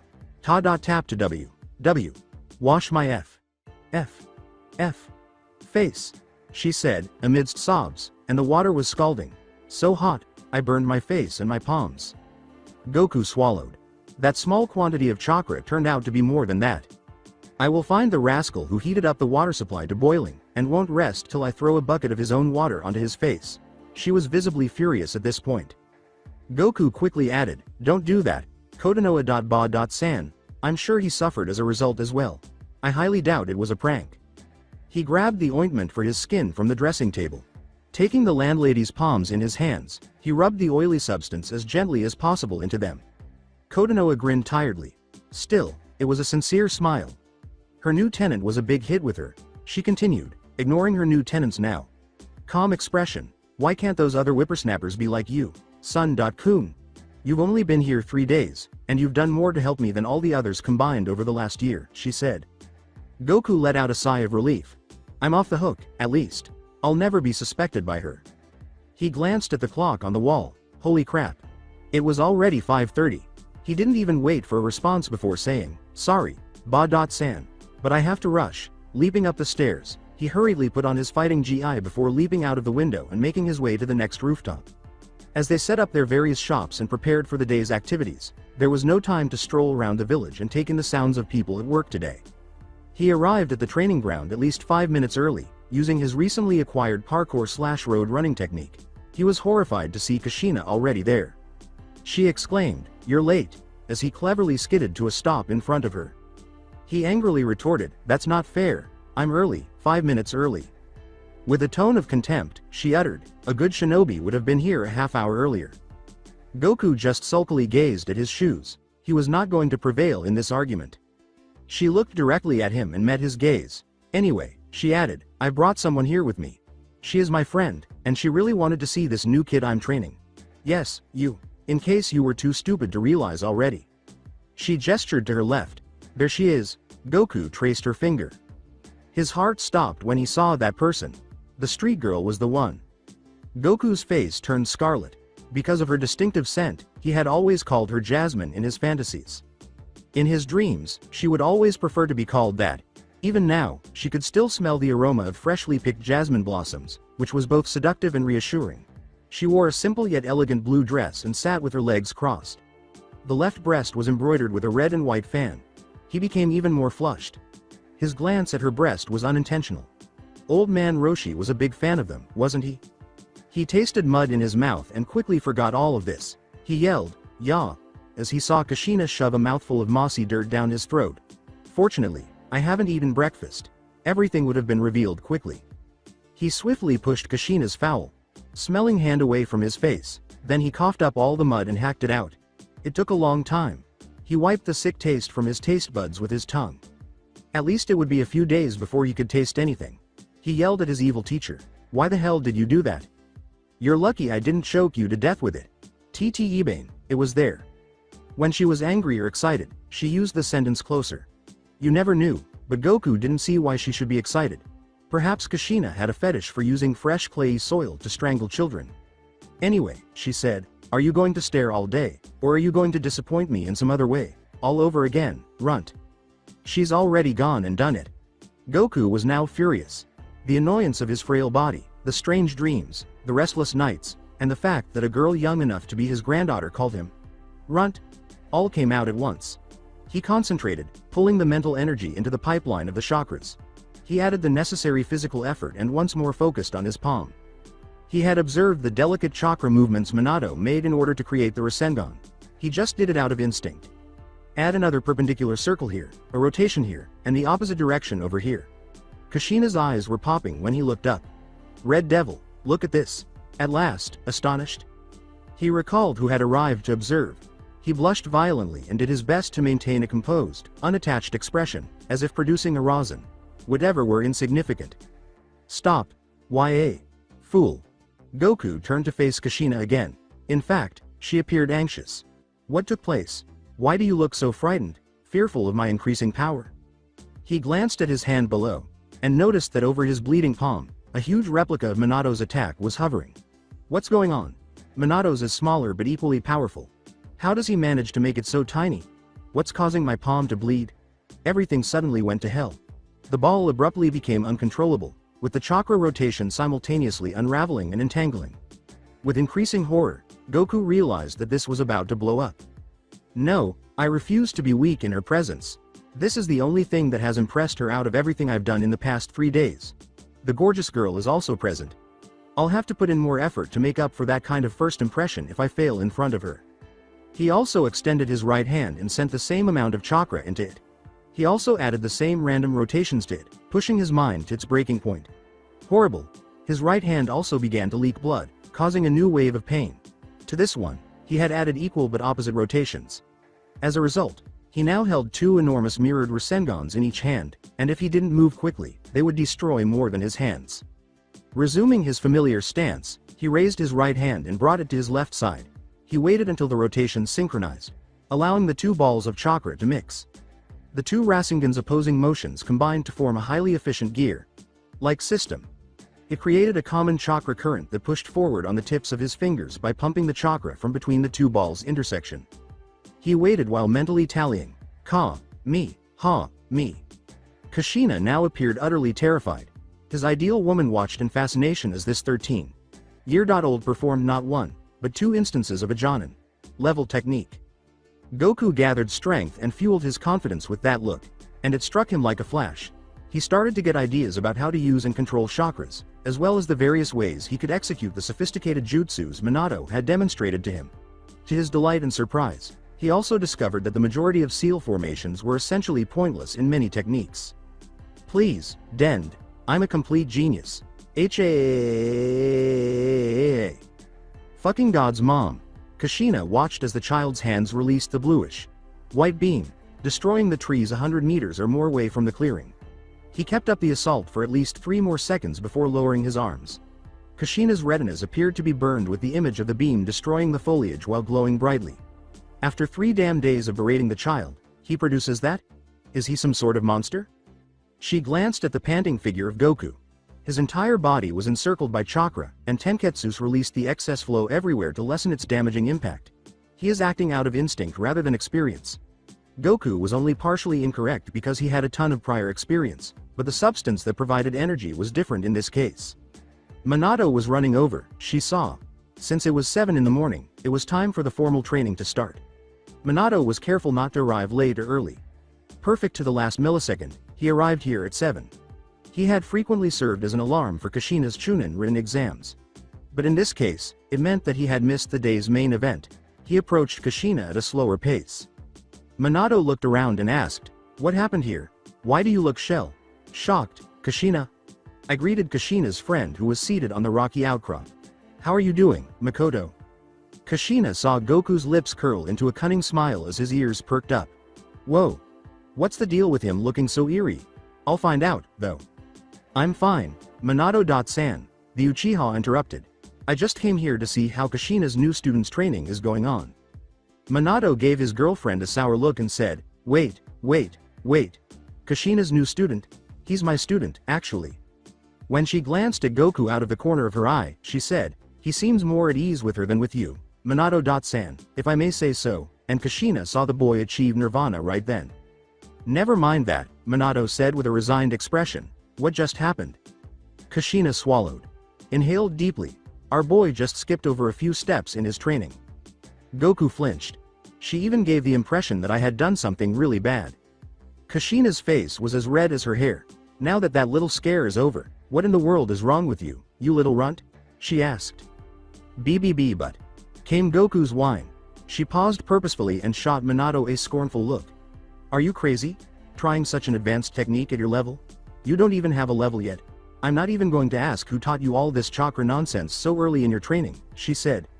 Now that he knew absolutely nothing about what had transpired, Minato appeared even more perplexed. All opposition was in vain. With a look of shame and sadness, Goku hung his head down to his toes. He had discovered that even the most ruthless individuals responded well to that specific pose. For example, Vegeta had succumbed to its own tragedy. He simply waited patiently for Kushina to give in to sympathy. In all likelihood, though, she might not. After all, she is a heartless slave. Driver. Minato questioned, just what did Goku do that was so bad? Kushina said, see for yourself, pointing to the demolished trees to her left. Nothing even flickered when Minato saw the carnage, so he broke a couple of trees. What's bad about that? HMPH. Kushina sighed in frustration. He got those trees down without moving from that spot. Minato's eyes widened. You mean? Kushina gave a nod. My incredibly slow boyfriend finally understands. He did that with kunais? From this distance? Oh my god. In any case, why am I going out with him? Kushina thought of the answer. The lovely moonlit night, him holding her in his arms after rescuing her from those Kumogakure shinobi, him praising her hair. No, teen fangirling is not time for this. She approached Minato, took hold of his foolish head, and gave it a violent shake. How come you're so stupid? The runts learned how to use chakra, you fool, she replied. He managed to make almost a perfect Rasengan on what looked like his first try, made another, and created some beam that he then launched to decimate that flora there. Minato's mouth dropped to the ground. Ch. Chakra in just one day? But we checked, his tenketsus were completely closed yesterday. You mean he learned how to mold it and got such fine control over it in one night? Yes. And I was just telling this stupid kid to not go stomping over the learning curve. On that final point, Goku observed that Kushina and Minato both agreed. I'm doomed. The hanging head alone is no longer functional. Most likely, I will only receive the hanging portion. How is learning that fast a bad thing? Everybody stopped talking. Unwilling to accept what she had just said, everyone turned to Makoto. It's probably not my place, but what he did was impressive, she said. But he could have killed himself and us both in the process, said Kushina. Makoto added quite eloquently, he didn't, did he? After all, it's the final result that counts, not the method. Again, it's not my business, but shouldn't you be telling him how to control his chakra, instead of wasting time berating him for a genuine oversight anyone in his position could have made? You were specifically telling me how little time you have before Minato takes him on missions, weren't you, Kushina? Kushina could not speak. The argument could not be refuted. I'm at a loss for words. The boy's development is incredibly rapid. Minato grinned. Seeing someone else stump Kushina wasn't a very common occurrence. He turned to face Goku and said, well then, let's get on with the training today, shall we? The boy's eyes were filled with tears of intense happiness. He smiled madly as he nodded. Okay, Goku, Kushina said, appearing to regain her composure. Give me 501 finger push-ups, now. Yes, ma'am, Goku exclaimed, utterly thrilled by Makoto's affirmative response. Kushina circled Goku slowly, examining technique and form. Goku never cheated during workouts, so she didn't have to. After this, you will sprint and race me from this end of the training ground, through the forest to the other side. God forbid you lose that race, because I shall give no quarter. Nor will I go easy on you. Come on, faster, you runt. Grinning, Goku accelerated his routine. The early afternoon and morning went by without incident. Goku complied with Kushina's demands, surpassing even her most exacting expectations. Not too bad, she reluctantly told herself. Kushina stopped as the sun started to rise over the roofs of the trees west of the great hidden village. Goku gasped, struggling to breathe and walk simultaneously. It wasn't a terrible day. Kushina seemed kind. As he made his way back to the training ground's central courtyard, Goku pondered. The hard workout left his entire body hurting, but he didn't mind. He was aware that he had broken every record he had set in the previous 3 days. Although Kushina had remained silent, he could tell she was pleased by the way she carried herself. The girl who had stayed and watched his entire schedule was the cause of this extraordinary performance. Everything that Goku had to do, even the uninteresting 15-minute plank, had captivated Makoto. He was just lying there, his body rigid and trembling from the extreme strain on his abdomen. He wondered what his original sensei had in mind as he stumbled and fell in front of her feet. Why did she stay? Just a straightforward duty to a friend. However, Kushina wouldn't request such a pathetic favor. No, Makoto came because she felt like it. Which had only one meaning.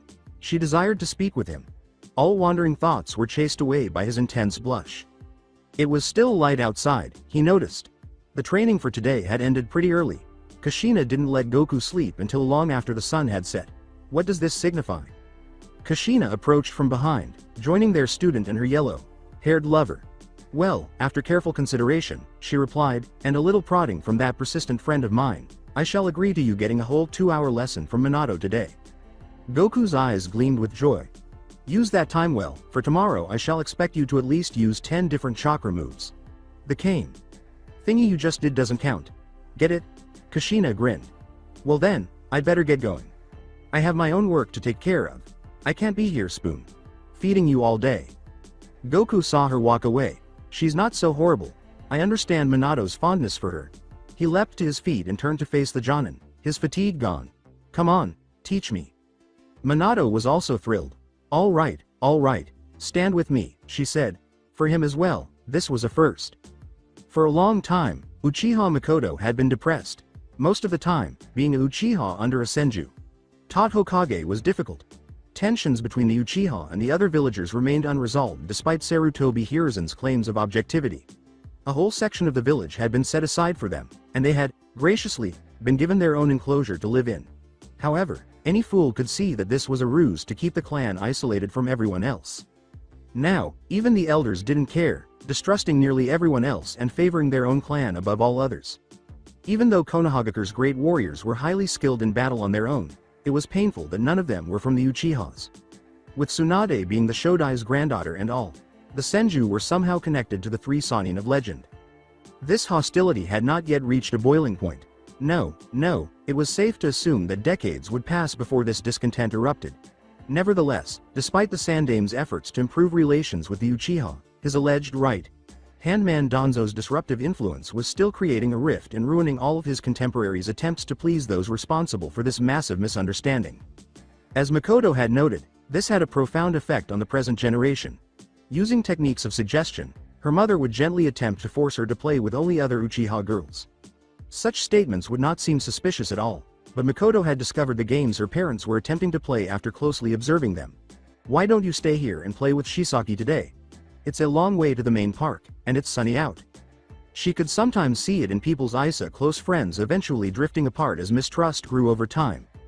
The first indications of this shift had even begun to appear in Kushina. She used to tell her every little detail about Minato, and the two had been inseparable throughout their time at the academy.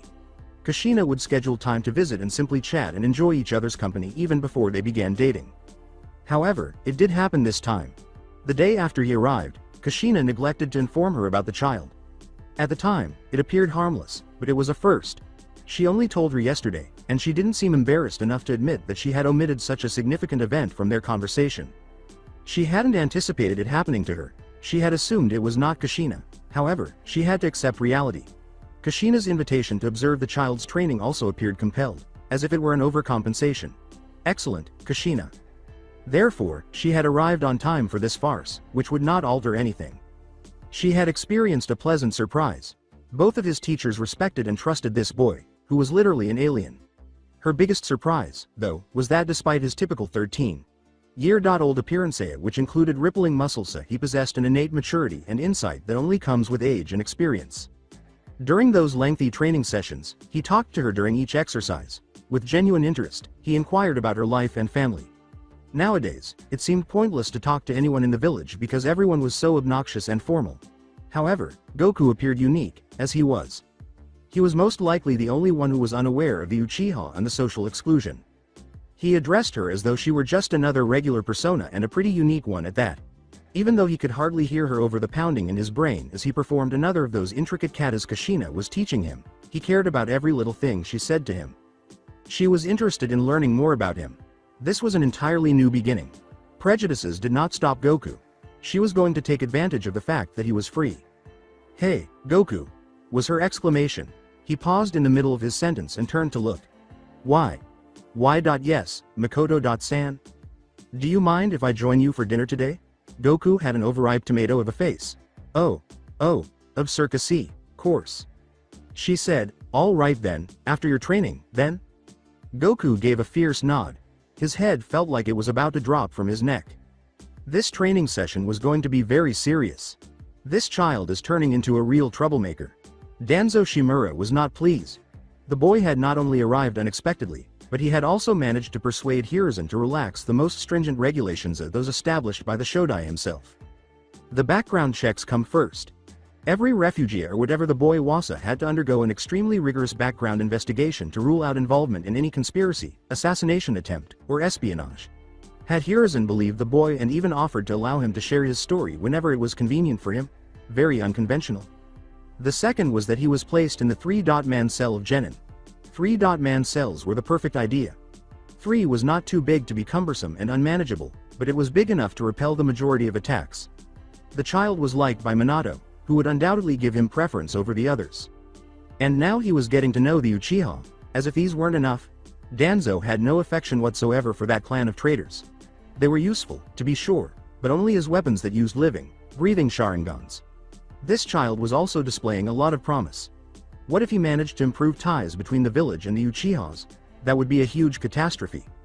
The child must be wiped out. He's already become too dangerous. More people will notice his absence the longer I think about this.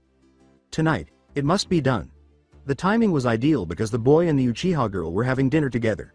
He could have her killed by root staff just outside as he escorted her back to the Uchiha compound. It's the ideal way to incite false suspicion among the Uchihas. Okay, it's your funeral, child. Here, you've seen the chakra patterns for this one, you try it out for yourself. Goku was taken aback. The complexity of handling and shaping chakras for a basic afterimage technique. Sheesh. Who would have guessed that chakra was so absurdly difficult? Carefully but awkwardly, he wound his fingers to form the first seal, the tiger. Compared to the next four, it was still simpler. He recalled in his mind the seal names Minato had taught him. That was what he had done for the better part of the first hour. As the necessary technique developed, he could feel the seals guiding his chakra, directing it to the specific tenketsu. The nature of the chakra was constrained by each seal, and its final form was determined by both the seal's order and nature. The snake was the final seal. Goku felt the abstract flow take on more substance as he twined his fingers together, forming the form Minato had just shown a minute before and oozing out of particular holes in his body. Goku experienced a rush of excitement as it solidified around the tree trunk that was kept in front of him specifically. He was going to have the perfect first shinobi technique. A little swagger in front of Mikoto didn't hurt either, and Kushina would be forced to admit his awesomeness. PFFT. The chakra briefly held before vanishing as abruptly as it formed around the wood. The trunk did not change shape at all, even though it should have. It looked more like a tree trunk than a slender, muscular 13-year-old boy. And considering that it was a tree trunk, it performed even worse. It was a very disappointing conclusion. Minato smiled condescendingly and cheekily, making the Saiyan want to punch his nose. After that sputtering failure, Mikoto was here, and all he could do was hang his head in embarrassment like a ripe tomato on a plant. "Don't worry, Goku," Minato said, his smile still not quite matching his comforting voice. He inhaled deeply before continuing, saying, "No one learns this as fast as you are right now. Let's go over the things required to create an image of yourself. 1. The seals. They flow your chakra into the respective tenketsu required to form the underlying structure of the image. The next part, which you most likely forgot, is that you have to picture yourself in your head. This technique won't work if you don't use an image to create a likeness. So, this time, as you do it, picture yourself." Goku gave a nod. Pulling the rouge from his cheeks, he composed himself. This time he was going to do it right. A little quicker than the last time, his hands formed the seals. This was something he was improving at. Boar, ox, dog, snake, tiger. There. He had a mental picture of himself. The flow of chakra became solid and resembled his vision exactly. And Goku didn't realize his error until the body replacement was completely formed. Without a doubt, the replacement was flawless, he simply wasn't there. Both Minato and Mikoto gazed at Goku for the 2 seconds that he used the technique, and they continued to do so for a full minute. Goku was the body that had taken the place of the log, but it wasn't him either. It was a projection of what Goku would look like in 20 years. And an overly optimistic one at that. Because he had kept the clothes and the spiky hairstyle, but he had somehow made them bigger and fit his adult body just right. In addition, Mikoto shuddered in wonder at the chunk of chiseled muscle that made up his body. Whoa! That's a really accurate forecast. Unless it isn't, Minato came to the same mental conclusion. Nobody was egotistical enough to have such detailed dreams about their future selves. Only the more straightforward, apparent, and probably accurate explanation remained. Minato whispered, "You aren't actually a kid, are you?" This was not what Goku was expecting. One small mistake. For a moment, he had forgotten his appearance. He could still see himself as the older man, nearly 50 years old, with the Super Saiyan strength and the well-trained body. He couldn't even remember how he looked at the present because his fiasco with Shenron had messed him up inside.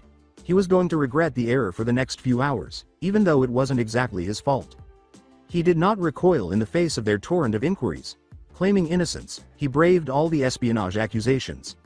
The fact that he was truly innocent didn't matter. Once Minato and Mikoto learned of this, they had no intention of letting it go. They questioned every detail of his story and looked into each of the other characters he introduced. The fact that they were unfamiliar with Master Roshi, Bulma, Krillin, and Chi did not help either. Minato paused between questions for a much longer period of time than usual after what felt like 10 years. With his whole history exposed, Goku was deflated. Bringing up friends and family he would never see again. Experiences he would never share with them again, and rivalries he would never again discuss had been a difficult experience. Once more, he was reminded that he was by himself, alone, really, too exhausted and washed out to answer his interrogators. He hung his head. "I'll pack up my stuff and be on my way in a few minutes," Goku said. He was certain that he couldn't stay here, but he didn't know where else to go in this strange country. His mind was filled with Makoto's voice asking, "What are you talking about? Who said you're leaving? You are the most interesting person I've met in my whole life. The entire incident where you became a child again, the one about you coming here, I believe it, the whole of it." Goku lifted his head and gave her a direct look. Minato was grinning once more. The graying smile from a few hours ago was not this one. It was real. "We understand that you need a fresh start to overcome your past, and to move on once and for all," Makoto said.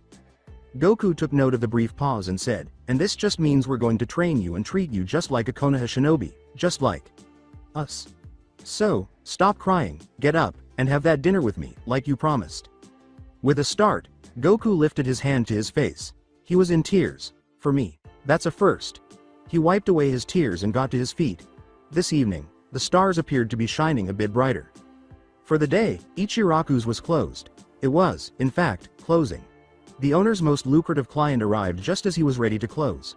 "I should occasionally give this child free bowls. Because of him, I was able to grow from a little cart to this lovely restaurant. 3 days for everything. It's made better by the Hokage paying for it." Goku had brought a visitor today. As usual, Minato was there, already looking queasy at the prospect of witnessing another hour or two of mindless gluttony, but the other girl was just grinning as she walked beside his goose, which only ate ramen and drops golden eggs. Ichiraku began to warm up his muscles and the food. Serving hot noodles to a child who ate them so quickly was an rank task in and of itself. In order to hyperventilate for the intense ramen workout, he inhaled deeply. "For today, let's give Minato an Oni-chan free bowls. Tomorrow, I'll begin with Goku's freebies." He gestured to the shiny seats directly next to the kitchen and said, "Hey, dinner for Minato and you, miss, is on the house. Come, Goku. This time, I've done my training. I'm ready for whatever you've got." Goku answered, "Okay, hit me." After finishing his macho posturing, the chef promptly got to work as usual, and his ecstatic client, who had embraced the challenge with equal fervor, began gorging himself on noodles and hot soup as if his life depended on it. Content to watch the 13-year-old engage in one of the most nauseating experiences ever. Makoto silently picked at her bowl and grinned. "You appear younger than you actually are. I thought you understood me because of this. Furthermore, the idea of a fresh start is still valid, so I'm excited to continue knowing you, son.kun." Leaning slightly to his left to protect himself from collateral damage from the carnage occurring to his right, Minato ate his bowl in silence while keeping his eyes closed. Ichiraku personally escorted his money making machine out of the restaurant after the dinner. While his proto-copyright ga copyright roared his belch out without regard for manners, Minato burped politely and muffledly. Minato yawned and said, "Well, I'll be seeing you tomorrow, Goku. After all, it was late." "All right," grinned Goku. "Just one thing." The joyful expression returned. Goku's instincts all tingled as he stiffened. "How are you going to explain to Kushina tomorrow that you learned only one jutsu, and that too only partly?" "Oshish. T." Goku shuddered. "Iit.t.th.th. Thought why? Y.uw. W. Would T. Ta. Take C.c.ca. Care of it, Minato," he gasped. The smile widened. "She does expect you to have mastered 10, does she not?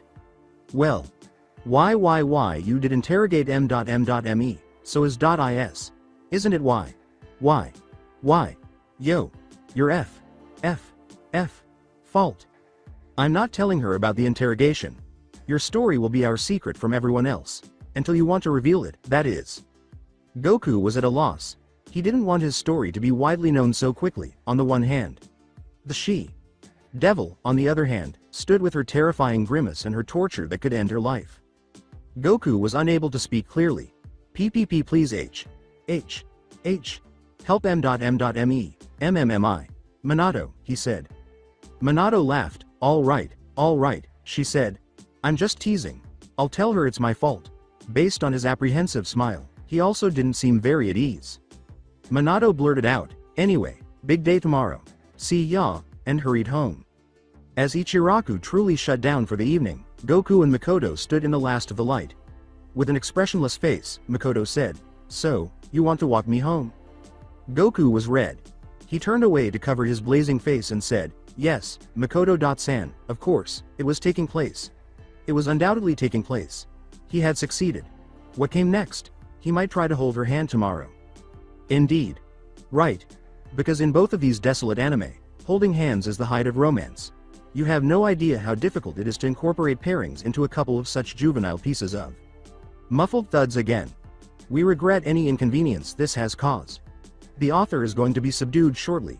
Please, till then, go through the narrative. Mikoto led him down one of the numerous alleys that surrounded the intersection where Ichiraku's was located, saying, "Follow me." Goku just followed, nodding. Eventually, it was clear that they were moving farther into the outskirts of the village and out of its center. The quiet was broken by Goku, who asked, "Where do you stay, Mikoto-san?" Mikoto said, "My clan has a special enclosure, just for us." As she continued to think about the Uchiha's fate, she tightened her jaw. The village thinks we're special. But don't important and special people get to live in the center of the village? Like how His Eminence stays in that big HQ building or something? She dreaded this part. "We're special in a rather different way, Sun-kun," she said. Now that he had told her about his whole past, she would have to tell him the story of the Uchiha clan. And she might have lost the only friend she would ever have because of that. She saw him blushing wildly as he stared at her. After countless pauses, Goku finally managed to ask, Did you just call me Sun-kun?" "Yes," Mikoto said, perplexed. "Did you not like it?" "CC.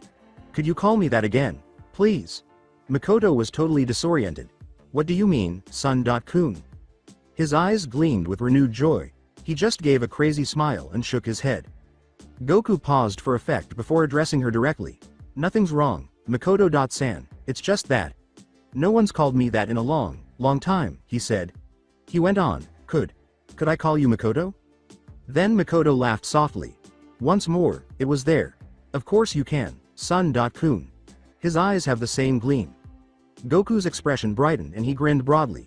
He forced a silly smile and said, "Thank you, Mikoto. You've really relieved me of the worry that Kushina will ruin me tomorrow." Mikoto gave a nod. She smiled as well. "You're welcome," she said. Goku had also relieved her mental burden. There was no threat. He didn't care about her past. He was still going to be her friend, so she didn't have to hold back. Now she could see that. She paused after a few seconds. They were here. Like a forbidden city, the Uchiha enclosure towered over them. The home of one of the world's most formidable clans appeared even more ominous in the darkness. Goku looked shocked. "So this is where you live, huh? Kinda scary, if you ask me." Mikoto just grinned. The shit that went on inside the four walls was unknown to Goku. Long ago, it had crossed in a frightening manner. It was almost terrifying now. "Anyway, thanks for coming all the way here. It means a lot to me," Mikoto replied. "But I really need to be going now. It's late." Goku hastily shuffled his feet, preparing to depart, saying, Of course.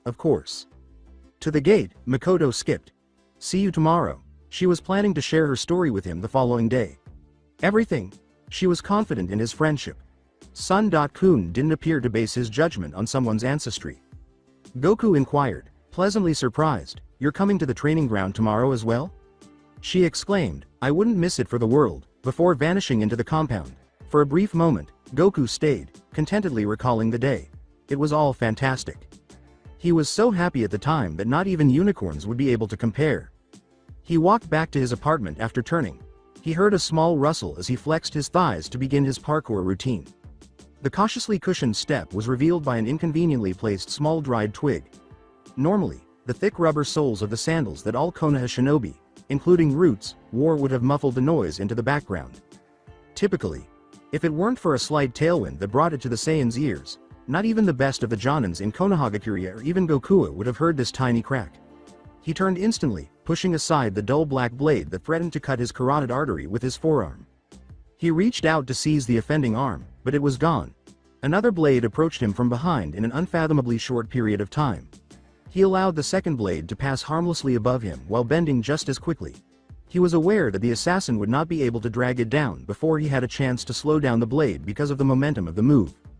Abruptly, however, the dagger swung down toward his back. Goku dodged the attack by rolling sideways. Given the size and approximate weight of that kunai, that is not feasible. During his 15-minute planks, Kushina had been more than thorough with this type of theory. Unless, he thought, it's hollow. That kind of mobility would be possible with a hollow kunai, which would also be sharp enough to inflict serious harm. I must instruct Minato to hollow out his instant transmission kunais. But enough of that.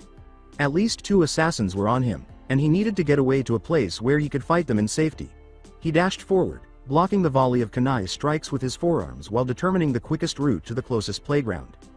He grabbed an overhanging ledge and gave it a forceful push. This allowed him some time in the air to formulate his plan. Over open ground, the fight would be fair. All he had to do was arrive before he was killed.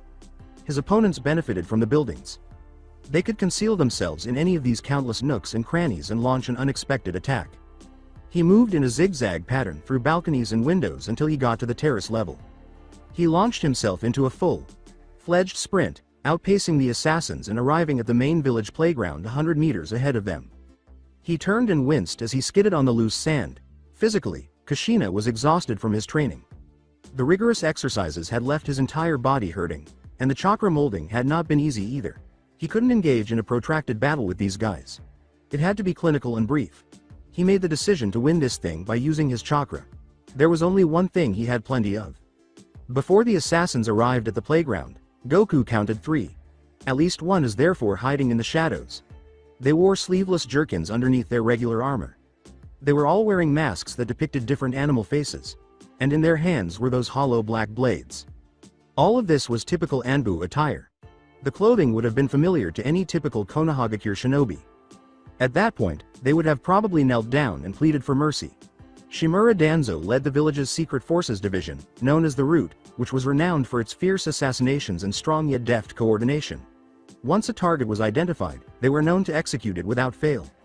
Heck, when Root members failed to perform their duties, they were dismembered as well. Just a small pun because this isn't finished. Goku was unaware of any secret services or factions. All he knew was that he was going to fight the 3 or more people who were trying to kill him. The only way Goku managed to survive their silent attack was by making a series of fortunate jumps and rolls. In any case, his hand movements were too slow, and he had no time to form seals. He was aware that he was in a tight spot. He knew he had only one choice as he dove desperately to avoid a fatal thrust to the heart. That was what he needed. He had only done it once before in a fit of rage, and it was far from ideal, but he had to try it or risk dying from any one of these thrusts. His forehead was dripping with sweat as he focused. Even when he was calm and otherwise still, this was not at all simple. But it was a huge undertaking to try it in real combat so early. After gathering the necessary chakra, he was ready to begin using the rotation when he was struck by one of the daggers. It struck his other shoulder squarely. He gritted his teeth to contain his scream. Though not severe, the pain was among the first he had experienced in a long time. As a result, even a minor injury to his shoulder felt like it was being torn apart. The chakra remained, somehow, gathered in his palm. He began the rotations after forcing the pain out of his head. He turned sideways to avoid the next attack, barely able to see it out of the corner of his eye, and felt another one of those damned blades stab him in the calf muscle. Despite tripping and falling in the middle of a turn, he managed to focus on the task at hand. The Rasengan eventually took on its full form, but not before Goku sustained 3 more severe cuts to his arms and legs. He had stopped trying to completely avoid every attack. It was impossible in his weak state. His limbs had to be sacrificed in order to save his vitals. He had suffered severe injuries as a result of preventing their amputation. However, Goku just waited for the right time to use the Rasengan, which was ready. The assassins had either chosen to ignore the ball in his hand or had failed to notice it for some reason. It was going to be their downfall, either way. He destabilized the spinning vortex by driving his index finger into it, recalling how Minato had frightened him when they had first met. As Goku himself had witnessed, the chakra would violently explode as it unraveled. He jumped up using his injured legs while keeping his left arm extended downward, squirming at the pain. It was too late when the assassins noticed the abrupt movement. They were all knocked unconscious as they flew backwards by the ensuing blast. The only reason the Saiyan remained conscious was the pain. His arm was ripped open in multiple places by the explosion, and he forgot to position himself to land on his feet as he rose higher due to the blast. It was no picnic when he thudded into the earth. Now his whole body ached, and the pain was exacerbated by his sore training muscles. Thanking his lucky stars for his survival, he got up and hobbled out of sight. He ought not to have done so yet. Only 5 or 6 steps had been taken when the hidden assassin, another one, entered the chaotic scene. Goku became rigid, slammed his heels into the floor, and ran away from the assault. He needed time to get another Rasengan ready, and Assassin number 4 was unlikely to allow him to charge up another after witnessing its use once. He was no longer strong enough to even partially avoid the blade attacks. As his footsteps landed on one random street after another, he ran while holding another Rasengan. He just wanted to flee the eventual threat of death. He had no idea where he was heading. He didn't care where a single glance would take him. He just picked streets. Then suddenly he found himself back on open ground. He paused and surveyed the area. In front of his eyes loomed the enormous, intimidating Uchiha enclosure. He had gone back to his starting point. Rasengan was prepared. He turned back to his adversary. There was only one chance for him. It had to mean something to him. He stepped forward resolutely. All of a sudden, his body would not move. He felt paralyzed and stuck. He was unable to even turn his eyes around. He could not breathe, and his chest felt tight. He caught sight of the ninjutsu at the bottom of his field of vision. A thin shadow stretched from his opponent's feet to his own in the pale moonlight. That was what was holding him down. With the fingers of one hand draped over the extended index and middle fingers of the other, the man in front was holding the rat's seal. However, this was an opportunity to try to get out before it was too late, not to ponder the method. The Rasengan had died out, he realized with increasing despair. Now he had lost his only lifeline. He was in the hands of his killer. Goku surmised that he was merciless. Goku noticed that the man was using a significant amount of chakra to maintain the shadow and, consequently, the paralysis as he moved slowly forward with the seal still in his fingers. Goku used all of his strength to struggle inside his invisible prison. He noticed a slight flinch from his opponent. However, that was sufficient evidence. Goku thrashed and writhed in his mind, trying to make his muscles and nerve endings fire. But he had not breathed in a long time, and he was also losing the war against carbon dioxide. Slowly, his struggle waned, and he soon fell to the ground, barely conscious. Now that the assassin was moving more quickly, Goku noticed that he had let go of his paralyzing technique as his eyes went glassy with unconsciousness. He was holding the hollow knife, and it was obvious that he no longer regarded Goku as a distant threat. Goku detested people who undervalued other people, particularly those who undervalued him. He flexed his chest and inhaled deeply, bringing himself back to the present moment. Goku attempted to counter with a rising punch of his own as his opponent initiated the killing thrust. However, he faltered for the brief moment the assassin required due to a fresh wave of pain from flexing his injured arms and thighs. The blade struck home, moving steadily in the direction of Goku's heart. This should just be considered a life well lived. Resignedly, he thought. I believe I've lived a lot more lives than I should have. One day, it had to end. The blade never came down. Goku opened his eyes, which he couldn't recall ever shutting. With a massive iron spear protruding from his forehead, the assassin was lying on his back, 10 meters away from Goku. The graphic scene caused Goku's eyes to widen. He had never seen such a brutal way to pass away, and he felt sorry for the unfortunate assassin. Nobody should have to go through this or even witness it. He turned to face the forest that surrounded the enclosure directly behind him, looking for the enigmatic rescuer who had saved his life by such heinous means. However, he was exhausted all over, and his slightly blurred vision was unable to see much in the dim moonlight. Whoever that was will have to give me an explanation. When in hell do I locate him? Muffled sounds of digging could be heard close to the village's edge as the stars shone over the sleeping community. From the surrounding foliage, a silent observer watched as son Goku dug a grave for the deceased assassin.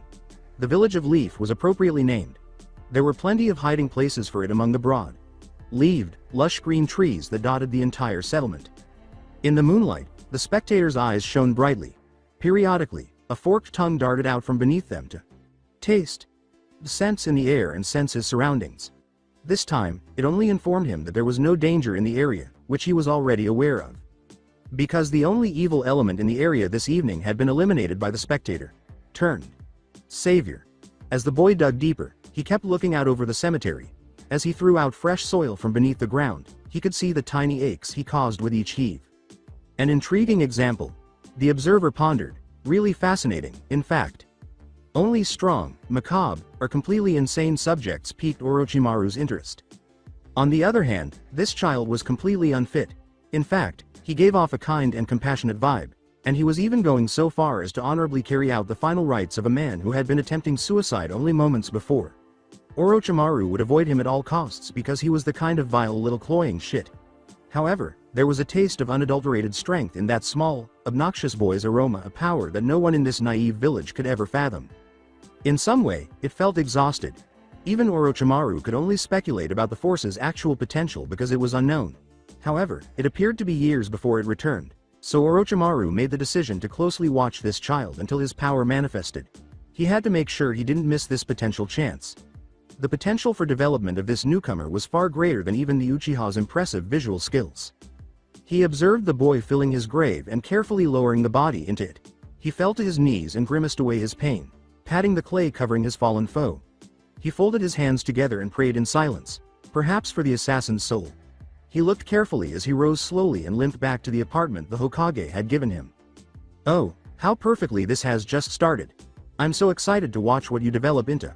I'll be watching out for you, kid. You simply wait. My body feels so heavy." On his way back to his apartment, Goku was making a valiant effort to remain conscious. He had lost a significant amount of blood, and his wounds were starting to throb constantly. He noticed a trail of it on the road when he looked back. It seeped into the dirt road through his GI and dripped intermittently, like a leaking faucet. He struggled to maintain his balance as he limped on his right foot. It was impossible to put any weight on his left calf, where he had sustained that wound. He tried to continue, but he didn't want to faint here and cause trouble for everyone in the village. He simply continued to walk. Ancient memories flashed through his mind. He recalled the battle that ensued following that solemn burial, as well as burying another fallen warrior in the same manner. This time, however, the ceremonies took place following the major battle, and his injuries were even more severe. He still needed to acclimate his mind to pain. His immunity and threshold to such nerve impulses had been lowered by the millennia spent inside that enormous dragon, which had numbed his mind to all sensation. But the training had changed everything. One blow to Goku's back, which didn't even leave a good crater in the ground, had rendered him helpless on his first day free from Shenron's grasp. That attack was even more powerful than Vegeta's snot. He had now managed to endure a grueling training day, a great deal of chakra use, the mental anguish of reliving through his memories, and the wounds inflicted by a quartet of assassins with their darting hollow blades. Their blades, When he used his left leg, he was leaning on one of them as a makeshift crutch. He had underestimated the length of the blades. It was the ideal length for his barely teen height, but in reality, they were short. Swords for the adult assassins. He arrived at his apartment complex exhausted, both mentally and physically, after hobbling along much like Master Roshi. The bleeding from his wounds had stopped, but this was more a result of dehydration than anything else. He staggered into the hallway from the front porch. From the room on the left, he could hear snoring. Kodonoa.ba.san was doing Z off. Is it 2 in the morning or something? He attempted to tiptoe up the stairs carefully so as not to wake her, but regrettably he forgot that the calf is the muscle most frequently used for tiptoeing. When he put weight on his foot on the second step, the pain intensified to the point of being incapacitating.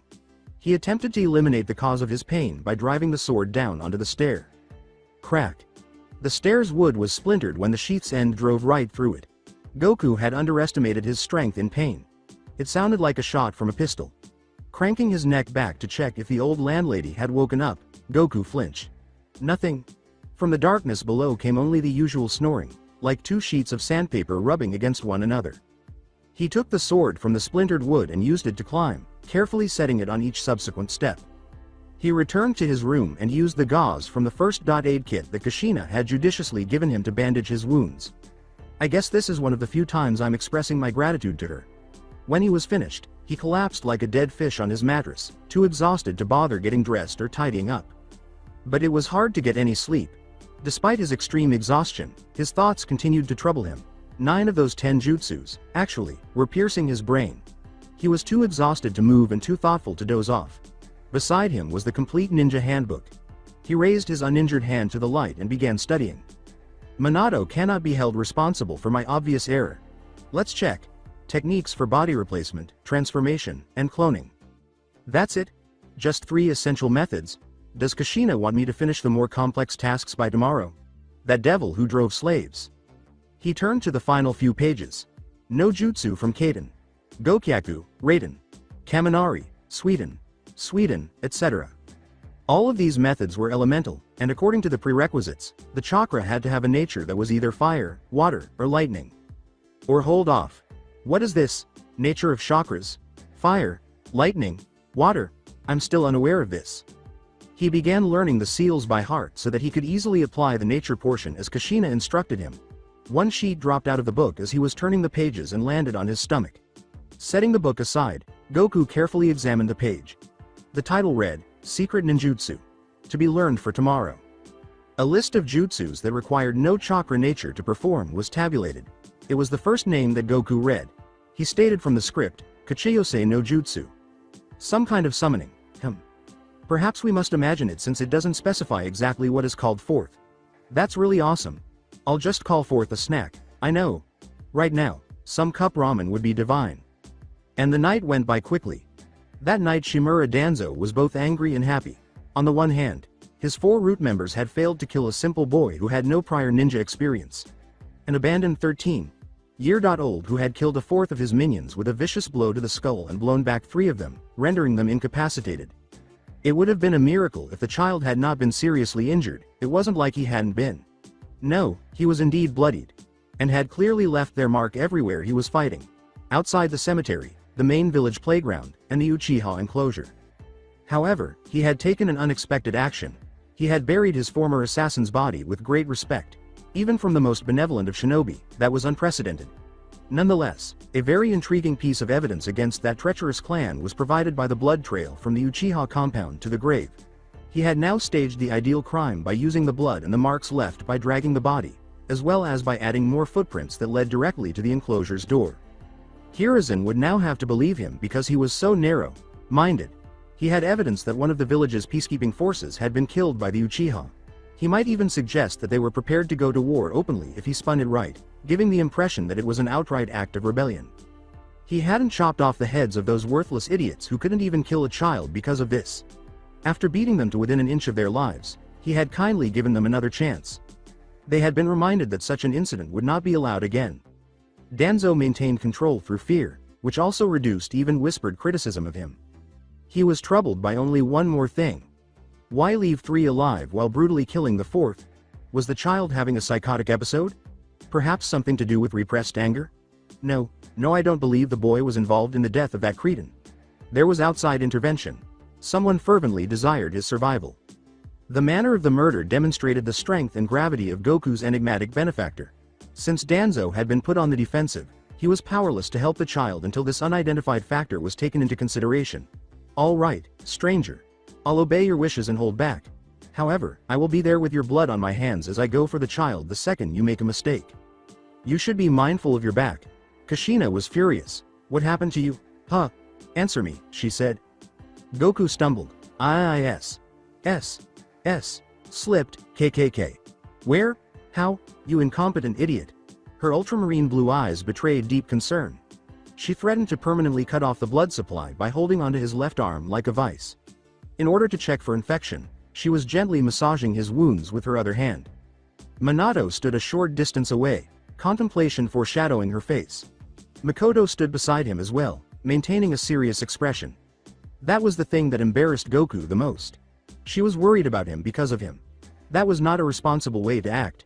However, there was a part of him that was spinning around in his head. She is concerned about me. Oh.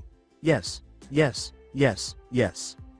Kushina was going to choke Goku and extract his response when she noticed the black short sword hanging from his waistband. Who did this thing to you? Tell me, she said. My word, oh. The Anbu wields that sword.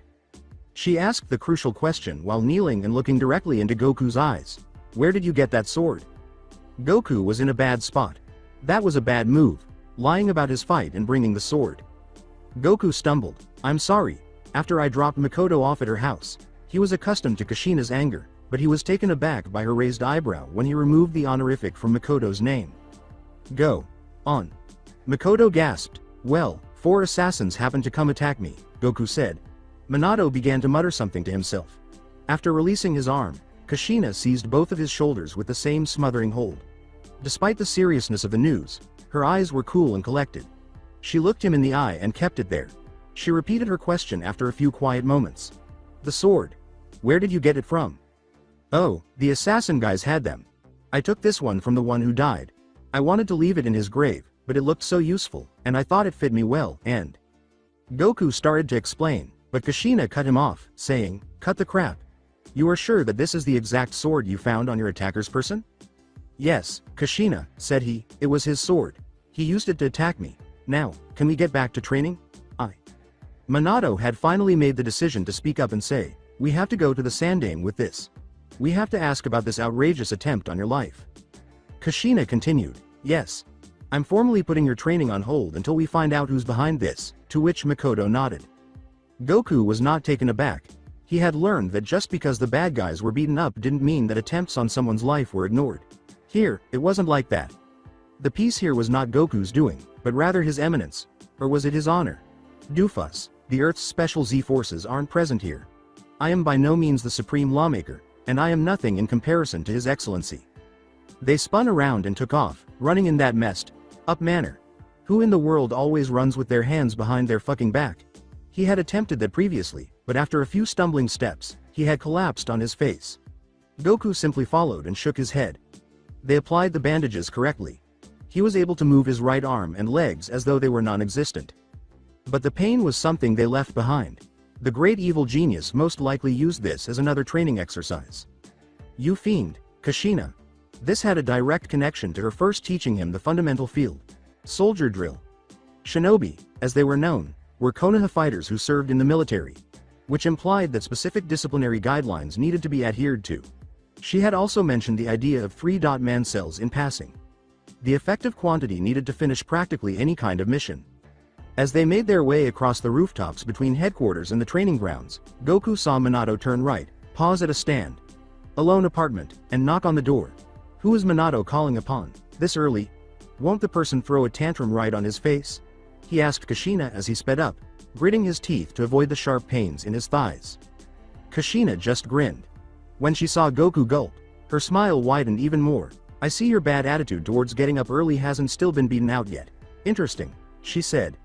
Anyway, he's gone there to personally call one of the village's great medical ninja to help you recover faster. It's quite the coincidence that you mentioned the word tantrum, though. Goku swallowed once more. Does that mean this person actually throws temper tantrums? What is his age? 6? 7? After nodding and clearing the parapet of one rooftop with her palms, Kushina leapt to the next one. This person is known far and wide for her tantrums. Although, she is the village's best. Her name is Tsunade. You might want to remember that. You mean Tsunade? It's a really lovely name. Oh yeah? Goku recalled his initial motivation for speaking with Kushina. I learned the 10 jutsus you asked me to. Some distance away from headquarters, Kushina skidded to a stop. She looked at him in amazement and asked, How? How did you learn 10?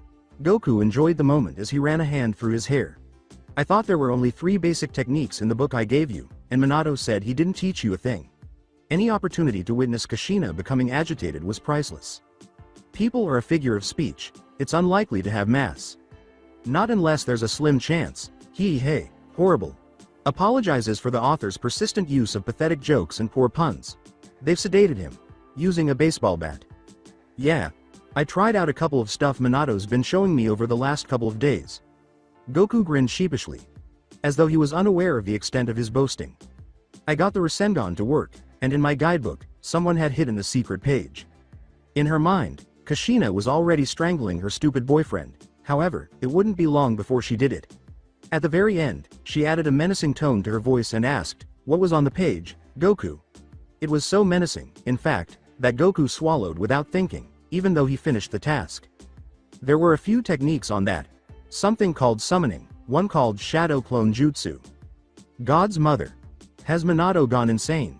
Why would he teach forbidden ninjutsu to a mere child? I will tear that piece of shit apart once more. Let's go. Makoto returned, supporting them. This is not news that we should be keeping from the Hokage Sama any longer than we have to. Come on. After giving a nod, Kushina leapt to the headquarters building. Goku did the same. Kushina glanced at the boy. This discussion of ours, he said. It isn't over, get it? Goku gave a nod of agreement. I'm not sure what made you give Goku access to prohibited and hazardous techniques for him to learn, but Minato, you're going to get caught in another scam. All of them went through the side door. Making a big show wasn't the best idea, and the village didn't know much about the new guy. At the final landing, Goku flinched. His wound had reopened after his foot slipped on the uneven floor. His bandages were white, and blood seeped through. He nearly fell on his face as he staggered forward. He hobbled to the stairs and began to ascend, his face twisted like a ball of paper. He was suddenly held firmly but gently in place by a hand on his shoulder. Through teary eyes, he looked up to see Makoto, who had a worried, slightly guilty look on her face. She led him back down and sat with him on the lowest step, saying reassuringly, "You stay here, Goku. The Hokage doesn't need to actually see your wounds. He'll believe Minato and Kushina. You're obviously hurt badly. Come. Let's wait here for Minato and Tsunade to arrive." Goku gave a nod. Both of them looked out at the scenery before them. There was a natural incline to the ground from the headquarters building, which was located in the back of the village, to the main gates. As a result, the entire village was visible from headquarters, arranged like a three-dimensional map. Every street ended at a ring road, and they were arranged in a radial pattern. The Uchiha enclosure was located in a distinct district, a short distance from the main village. Although progress was being made in the gap, the Uchiha clan would not fully integrate into the village for years to come. Goku examined the sword that he had obtained. There were no decorations on the sheath, and it was completely black. It had a slight curve that most people couldn't see, but otherwise it was nearly straight. It was also entirely black and had a katana-like grip. Upon closer inspection, the blade revealed a perfectly hidden pinhole, most likely the result of the wax inside the hollow blade mold being drained off. The sword was extremely well balanced and robustly constructed, even though its interior was made entirely of air. It was a masterwork. It's stunning, Goku thought. I ought to use this for training, until I get taller, and possibly even after that, it will be a good weapon for me.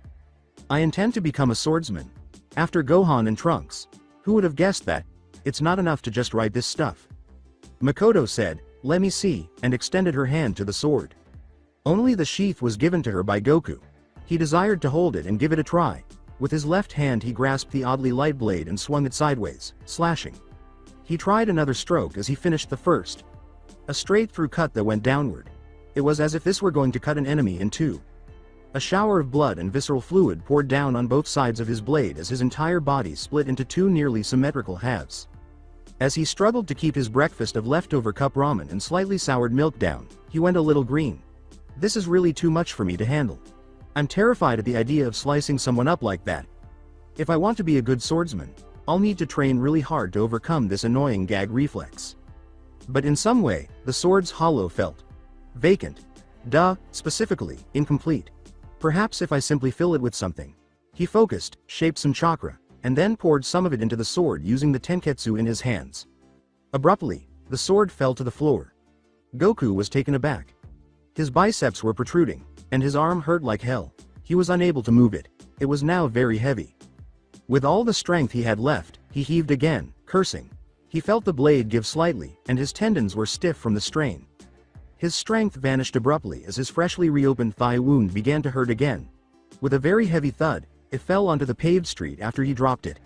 He grimaced and suppressed a crass curse when he noticed Makoto staring at him. She was wearing a severe expression. "You just used chakra, didn't you?" she asked. It wasn't a small amount, either. "I could perform at least 3 taxing techniques with the crazy-ass load of chakra you poured into that thing." Surprisingly, Goku said, "Crazy-ass load? Raise your eyebrows. I don't even use half that much for a Rasengan," he said. Makoto gave a headshake. Her soft features darkened with concern as she said, "I've seen your Rasengan. Granted, you put in more than twice the amount Minato normally uses, but the sheer bolt you used now was much larger." Goku became acutely aware that his face was flushed. Can't I just have a normal conversation with her now? However, he was aware that was not the reason. His hand went up to his forehead. It was somewhat warm. A fever? How tired am I? Makoto swiftly put her palm on his head after noticing him check his forehead. He had a fever and was burning up. He was lucid now, which was a wonder. In the Chunin academic program, she had selected intermediate medical ninjutsu as one of her courses. She was aware that the majority of patients who had a temperature this high were delirious and frequently kept slipping in and out of consciousness. They couldn't even lift their hands to their mouths to feed themselves, so forget about chakra molding. Goku was not nearly delirious. After 2 days of training, he was molding chakra like a pro and wasn't at all concerned that he should have fainted by now. He looked at Makoto's face, which was obviously worried. Unexpectedly, she grabbed his right arm. As she unwound the bandage, Goku saw her and gasped at the internal wound. "Here, let me help with that." She took a breath and studied the damage with a trained, critical eye. A greenish glow suddenly covered his arm. Goku shivered, feeling the strangest sensations that come with healing. Almost a minute was being used to expedite a process that typically took weeks. The fractured bone was knitted back, the tendons were reattached, and the torn muscle fiber was reconnected. Additionally, his skin abruptly stretched to cover his wide gash like a magic wand. Slowly, the green light dimmed and eventually vanished. Goku was in awe. The chakra flows he had seen were no easy feat. Chakra was extruded into tiny thread, like flows to create intricate patterns. These pattern mosaics were successive, and each one served a specific purpose. Until the two developing torn or broken edges seamlessly rejoined. One component held the entire tissue together in its final shape, while another started cell growth and guided it to the necessary locations. The wound couldn't be treated in its entirety at once. It was necessary to identify individual components, such as a broken nerve in one area, a strange tendon in another, and a muscle in a third. It was necessary to create distinct patterned flows, divide them into units, and then apply them precisely to the injured area. Mikoto had rebuilt Goku's entire arm, layer by layer. No one had suggested that she take int. Med. Ninjutsu. Only those who wanted to become professional civilian doctors or strong medical geniuses took the course. She had enrolled because the course was extremely difficult. She was now extremely pleased that her friend was receiving assistance during a difficult time thanks to that knowledge. She grinned at Goku after wiping a lot of perspiration from her brow. An apologetic. "That's all I can do, I'm afraid," she said. "The other wounds are beyond my skill level by far." Goku was not paying attention. He had tears in his eyes as he gazed at her. He said, "You did that. Very, very hard thing, for me," with a tone of appreciation. He took both of her hands in his.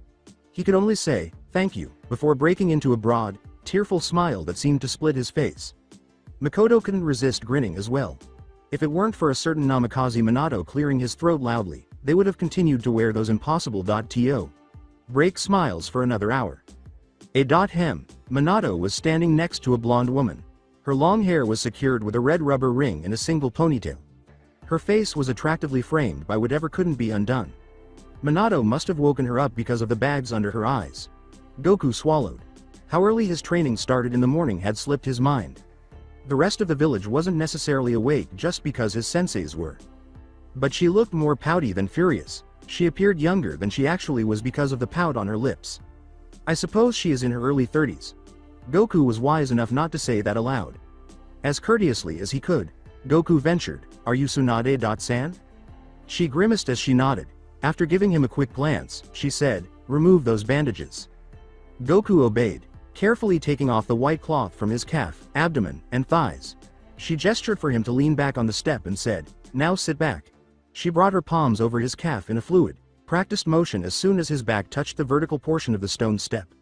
All of his leg wounds were simultaneously covered by the same green light that glowed around his entire lower body.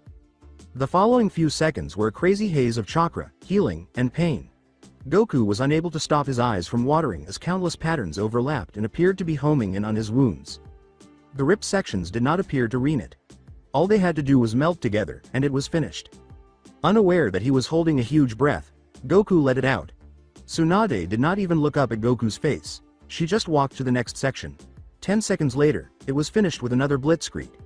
Goku stretched his abs and tested his limbs. They were flawless. It had caused the fever to break, and his body had broken a sweat. He was completely recovered. He said, "Thanks a lot," to the woman who was still sulking. "You owe me one, kiddo," she said, but Goku couldn't tell if she was addressing Minato or him. She just made a complete 180-degree turn and left. The social sciences don't have much, do they? His gaze strayed to Minato. He was grinning too. To his left, Mikoto stood supporting him by holding his shoulder. Following such a healing, bed rest was advised. In any case, this was a unique case. With hesitation, Goku knelt down and attempted to raise the sword off the ground. For the second time, he lost control of the sword and it flew straight up as he curled his fingers around the hilt. He thought it would be very heavy. However, the chakra within it most likely leaked out once he stopped holding it, restoring the blade to its typical, extremely light form. The three of them watched as the sword turned into a black dot in the sky. Mikoto let out a tiny, choked cry. When Goku turned to face her, he saw what she was holding. The covering. Now, the sword was a lethal arrow that would kill anyone it struck. Goku grabbed the sheath out of Mikoto's enthralled grasp and ran ahead. He quickly caught up to the forward motion of the sword and was passing it before he became aware that something was off. He had significantly increased his speed. Compared to before, he was leaping farther and faster. His arms felt oddly more supple and powerful. Yes, indeed. Regeneration of Saiyan. Goku recalled how each time the Saiyan race recovered from a fatal wound, they grew stronger. He could feel the speed increase instantly. He ran down the main road, avoiding a particularly tall building. He noticed the black dot gradually turning into the sword. It was when he looked up. He made a sharp turn at full speed, almost like a car, and ran down an alley, exerting all his energy to cut left. He increased his height and horizontal distance by taking alternate steps between the buildings on either side of the alley. The landing site was only a few feet away from him now.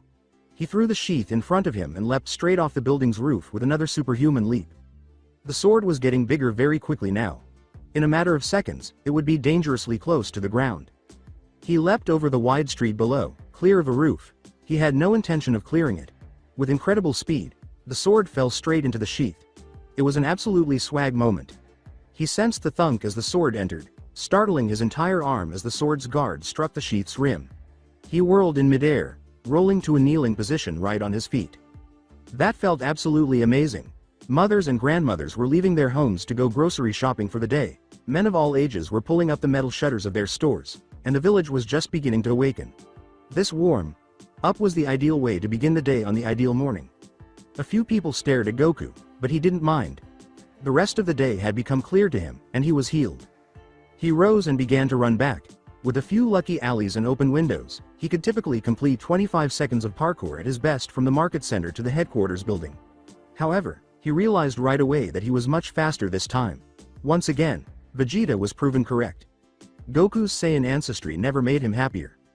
I should just get beat up and let Mikoto heal me instead of training, he thought. Even the thought of that situation made him smile. He jumped over a whole roof, completely avoiding it. He was astounded by the insane growth in his physical capabilities. Usually, he took another step after landing in the middle of that one. The next time, he had to modify his route a bit to accommodate this increased speed. Perhaps a few bigger, more daring jumps, more time spent running through the streets, and so on. Now perhaps he could work with Minato to improve his kunai instant transmission. He skidded to a stop in front of headquarters as he made his final run down the village's main boulevard. 17 seconds. Whoa. Tsunade had already departed, and Kushina and Minato were making their way into the building via the side stairs. Taking them 4 at a time, sometimes even 5, Goku shouted for them to wake up and bounded up the stairs on light feet. The first to say, "You seem faster," was Minato. Mikoto gave a nod of agreement. Goku hadn't revealed his Saiyan identity to them. That's the thing. "Where I come from, we have this special ability," he said. He had kept this one secret from everyone, even after his whole backstory was made public. Nor had he disclosed that his attacks were powered by another, now depleted source of energy. Later on, that would happen. Only 4 days had passed since he first met these guys. When we recover from any injury, we get stronger. The more mortal the wounds, the stronger we get on recovery.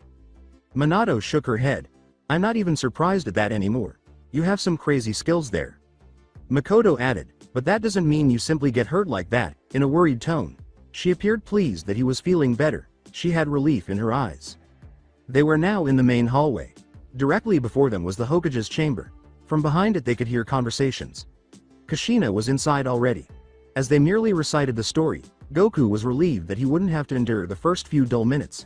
He typically showed up at the last minute to save the dia or, in this instance, to bring the crucial evidence that supported their story. Minato twisted the knob. He gestured for you to follow. Goku gave Mikoto a quick look. She smiled as she glanced at him as well. Although Goku was appreciative of Tsunade's healing, he could only recall Mikoto's first healing on his hand. She made a lovely gesture with it. One he would always remember. "I will repay you someday, Mikoto." Of course. The door smashed open from the inside before Minato could open it. Minato flew into the room while he was gripping the handle, slamming straight into his girlfriend, who was standing behind it. The couple landed in a compromised position with a satisfying thump. Before they held that position for far longer than necessary, it wasn't too bad. Both Goku and Mikoto turned away, flushed. As the perverted geezer that he was, the Hokage watched with only a raised eyebrow.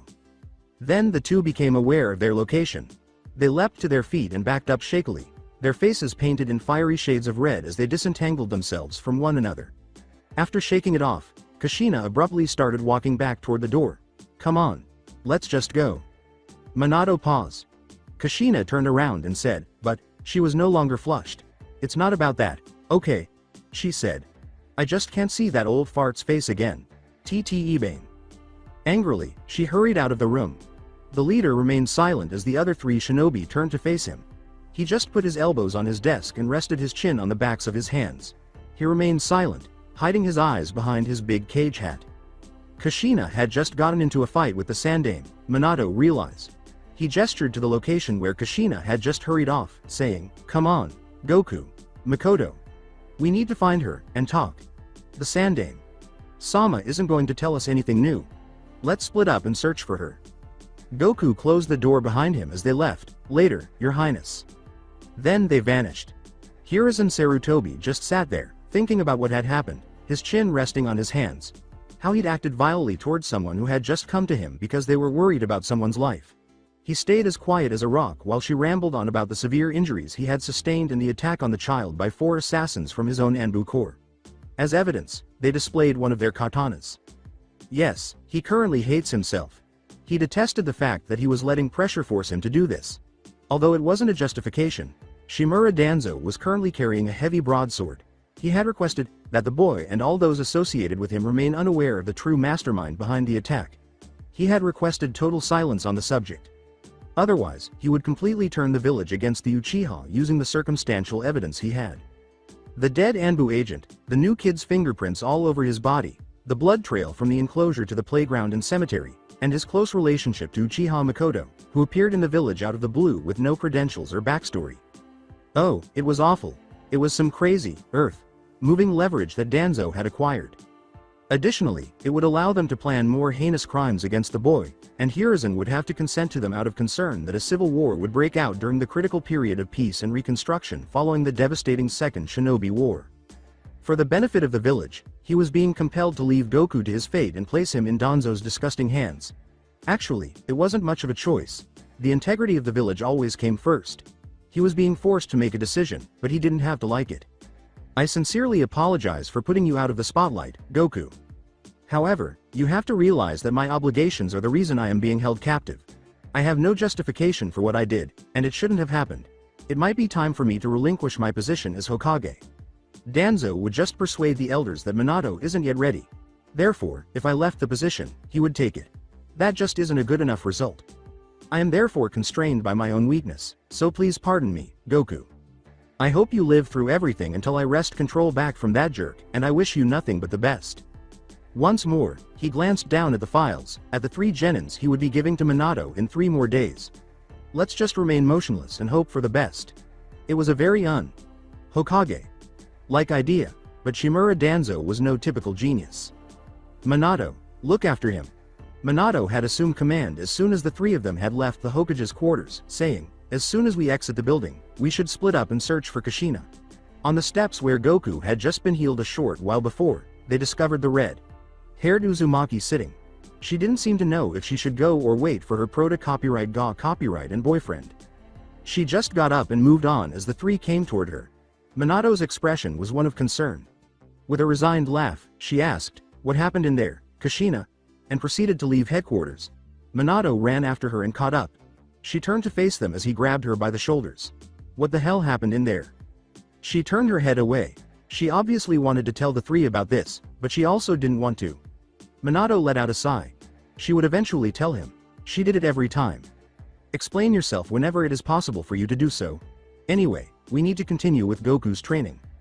Not a good idea. Goku and Makoto thought simultaneously. When Kushina discovered the whole Tenjutsu's thing, Minato wasn't present. Speaking of training, the previously dead-eyed expression had vanished, giving way to a threatening, I'll kill you expression. As if spitting it out, she said, what jutsus did you teach young Goku here? I specifically asked Fortin. 10 was obviously not a number Kushina had ever anticipated. Minato swallowed, but he didn't know what was happening. I taught him one, Kushina. She continued, her glare unwavering in its intensity. Okay, she added, maintaining the same falsely serene tone. So to make up for your incompetence, you give him a list of secret, forbidden ninjutsu? Are you out of your mind? I did not do anything of the sort, Minato said, becoming angrier and more irate. Whether or not she was a girlfriend, the woman had had enough crazy for the day. He realized what he was really saying, and the final few words came out in a choked whisper. I did teach him only one jutsu yesterday, and told him I could cover for him. Cover. For him? Even Goku recoiled uncontrollably. Minato, however, remained motionless. His dejected expression made it obvious that he intended to flee the location as quickly as possible. You, his supervisor, were going to help cover up his mistake. TT Ebane. What in the world possessed you to do such a thing? TT Ebane. Is pampering his cuddly little sweet face all you're good for? TT Ebane?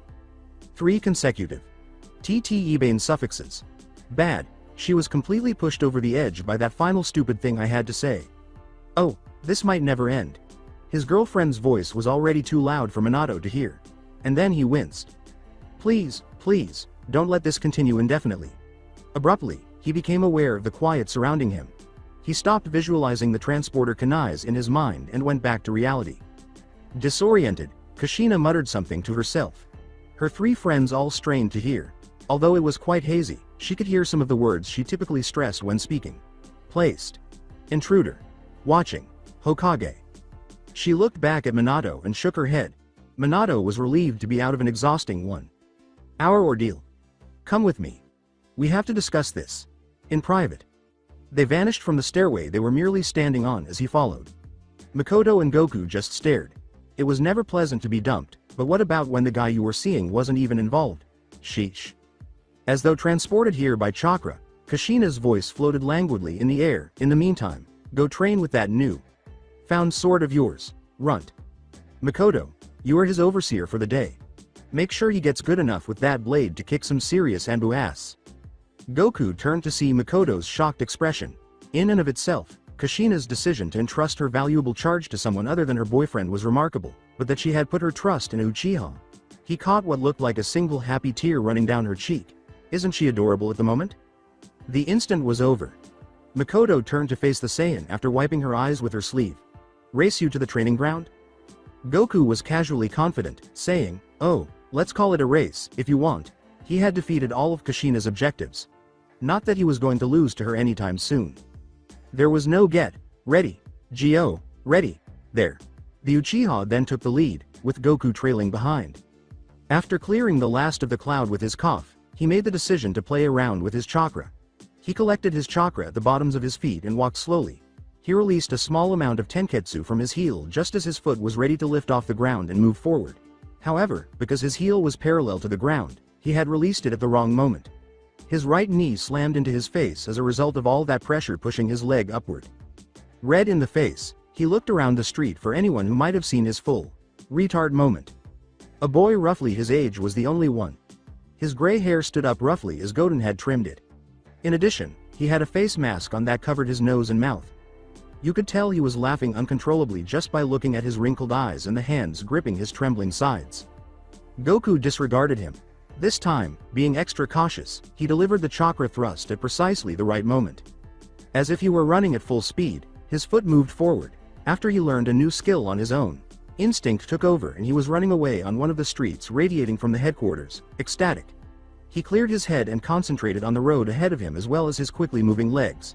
He significantly increased speed by using a series of strategically placed chakra pushes. The wind pushed against his face, dragging it at the sides. He didn't leap to scale the wall the conventional way as it approached. He just planted his toes on the ground while sprinting, keeping his heel parallel to the ground.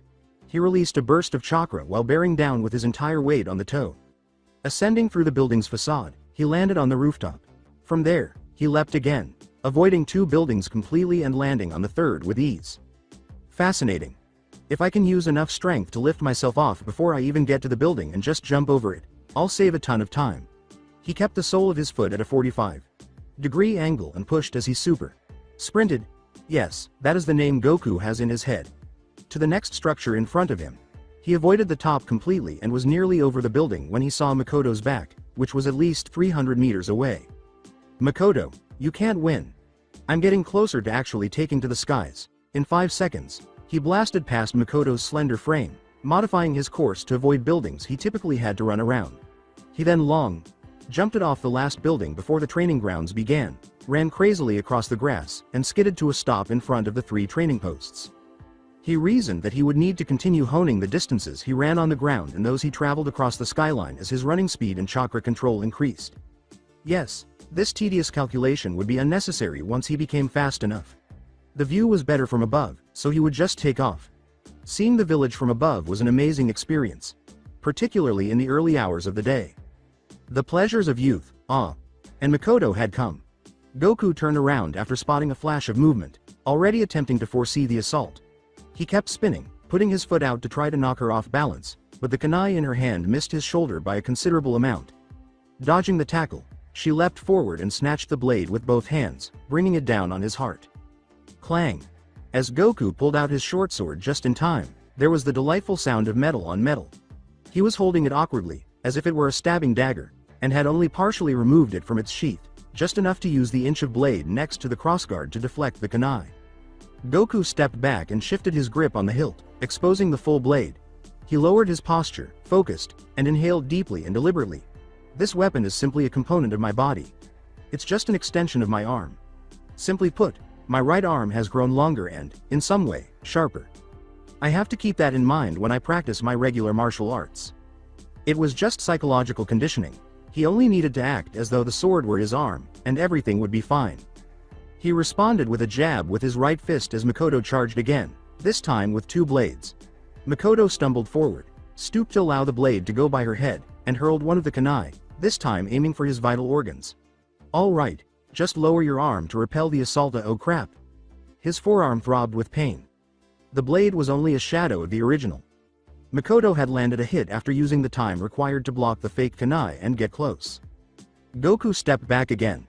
Mikoto became sufficiently relaxed to notice. Like a video in fast rewind, Goku abruptly put his foot in front. He used both hands to hold his sword and swung it horizontally with all of his strength. Mikoto grinned. This man resembles a small child. This is his first time handling a sword. It's all instinct. Not bad, but unlike taijutsu, fighting with a weapon requires mental strength. She carefully tapped the fulcrum of the move with her kunai while ducking beneath the arc of the sword's motion. When Goku abruptly lost control of the sword and let it slip out, she saw his eyes widen.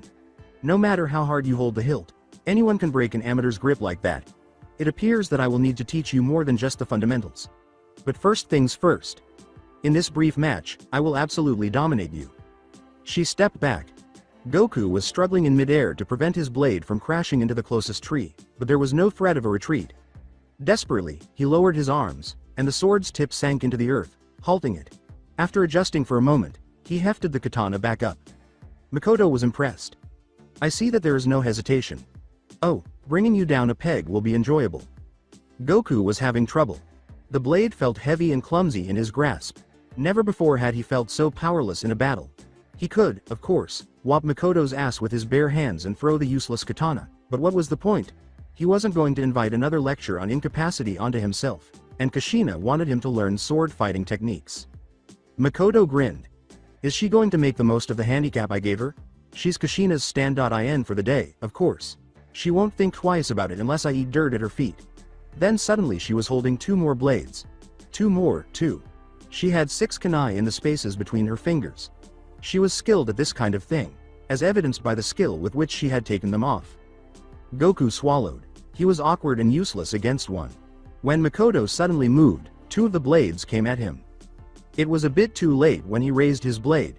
He had dismissed its slight but real weight because he saw it as an extension of his arm. He winced as the kunai touched his forearm. A narrow escape from the other one was all that separated him. His eyes followed the blades, and he saw a hand appear around them both. Meanwhile, Mikoto had moved behind him. To dodge the twin uppercuts, he leapt. Once more, Mikoto hurled her blades at him. Like a cartoon character, he writhed and twisted his body to allow the 2 weapons to pass through. He craned his neck, twisting upward, to see what was behind him. Never again would he be taken by surprise. But he was.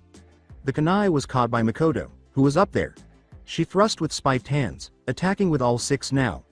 When Goku raised his sword, the black metal stopped the blades, causing them to clink. Mikoto launched a vicious combo attack before Goku could react after his clumsy landing. She used the other 2 blades to attack, flinging the other 4 upward. Goku was able to use the flat of his blade to counter one in the hilt to send the other flying out of her hand.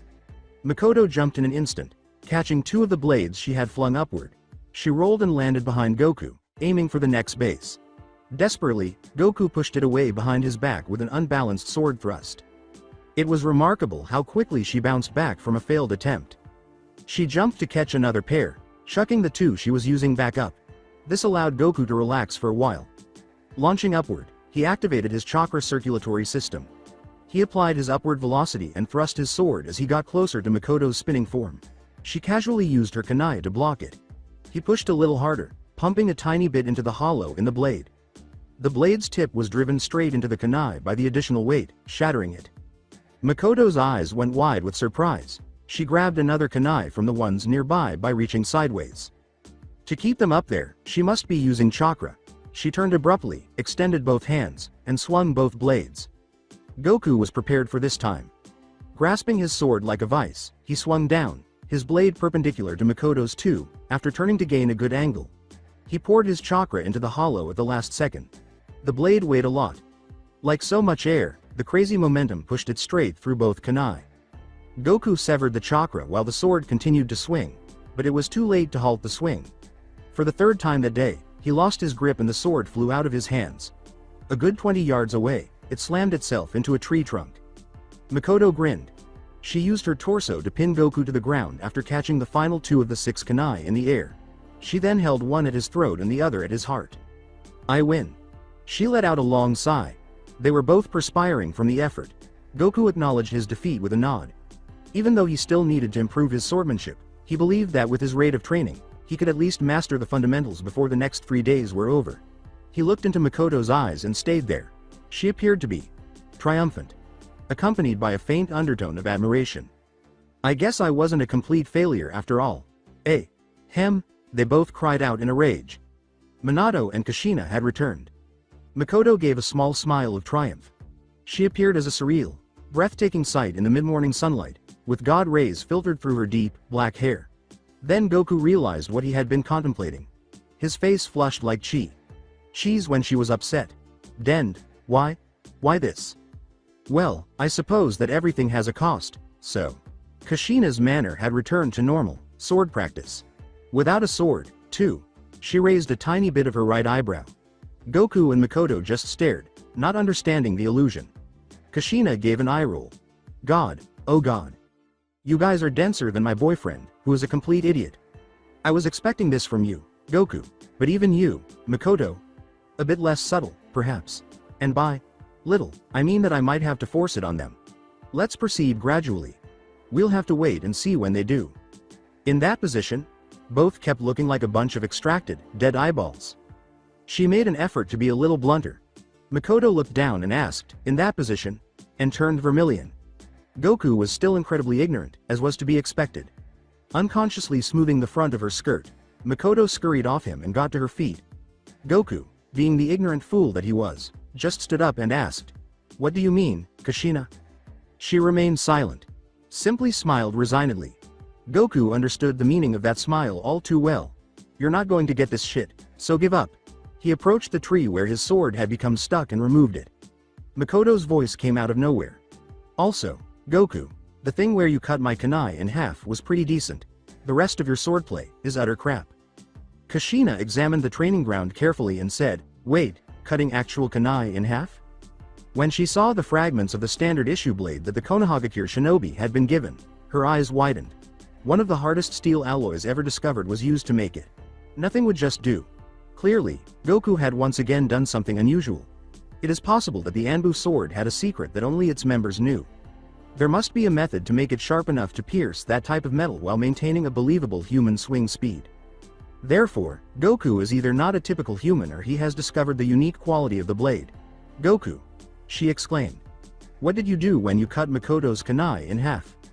"Nothing," was his response. "I just put some chakra into the hollow of the sword. It becomes unbelievably heavy when you add chakra to it, so it could cut through both of Makoto's blades at once." Kushina became shocked. So far, she could only think of maneuverability as the hollow's purpose. It takes instinct for a 13-year-old with almost no experience to figure that out. "You are a very frightening man, Goku." It makes sense why Danzo has set his sights on you. The Sandaime had informed her of Danzo's role in the kidnapping attack using his standard cipher. Danzo undoubtedly had access to that exchange, and Kushina recognized her role the moment the Hokage used a single, slightly out of context word. She would continue to ask questions, to which Sarutobi Hiruzen would respond inconclusively. Then, as if she hadn't even received a sliver of information from him, she would act irritated and leave the office. Danzo was aware of the cipher and would punish Hiruzen severely for that small transgression, but he was unaware that Kushina had surreptitiously discovered the code in one of the ancient, dusty textbooks in the academy library. Hiruzen didn't know how in the world she knew. In any case, Minato had laughed when she told him about Goku's danger. He had received a lot of criticism for his condescension, but she understood his point. He survived one attack, and learned 10 new ninjutsu. Don't you think that gives him enough protection? Or are you going to sleep in his room and guard the whittle baby? Goku was able to manage himself. The person who speared that final assassin was always his enigmatic sponsor. Therefore, he didn't need a second guardian angel.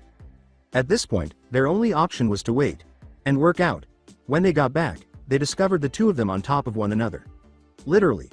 Kushina brushed that idea aside. Makoto had too much common sense for that. Her finger was pointing at Goku. All right, it you versus me, runt. His anguished face conveyed. She pulled out 8 kunai and smiled for the first time that day. Let's have some fun, my dear pupil, just what did I see? After rolling onto her other side, Tsunade gave up on trying. Sleep was elusive for the blonde genius most of the time. But it was impossible today. She had just cured a seemingly typical 13-year-old boy. But she couldn't get one aspect of his anatomy out of her mind. Just one small thing.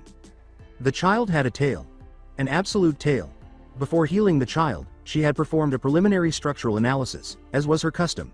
Standard medical procedure, in order to prevent any anatomical variations from being missed and improperly healed.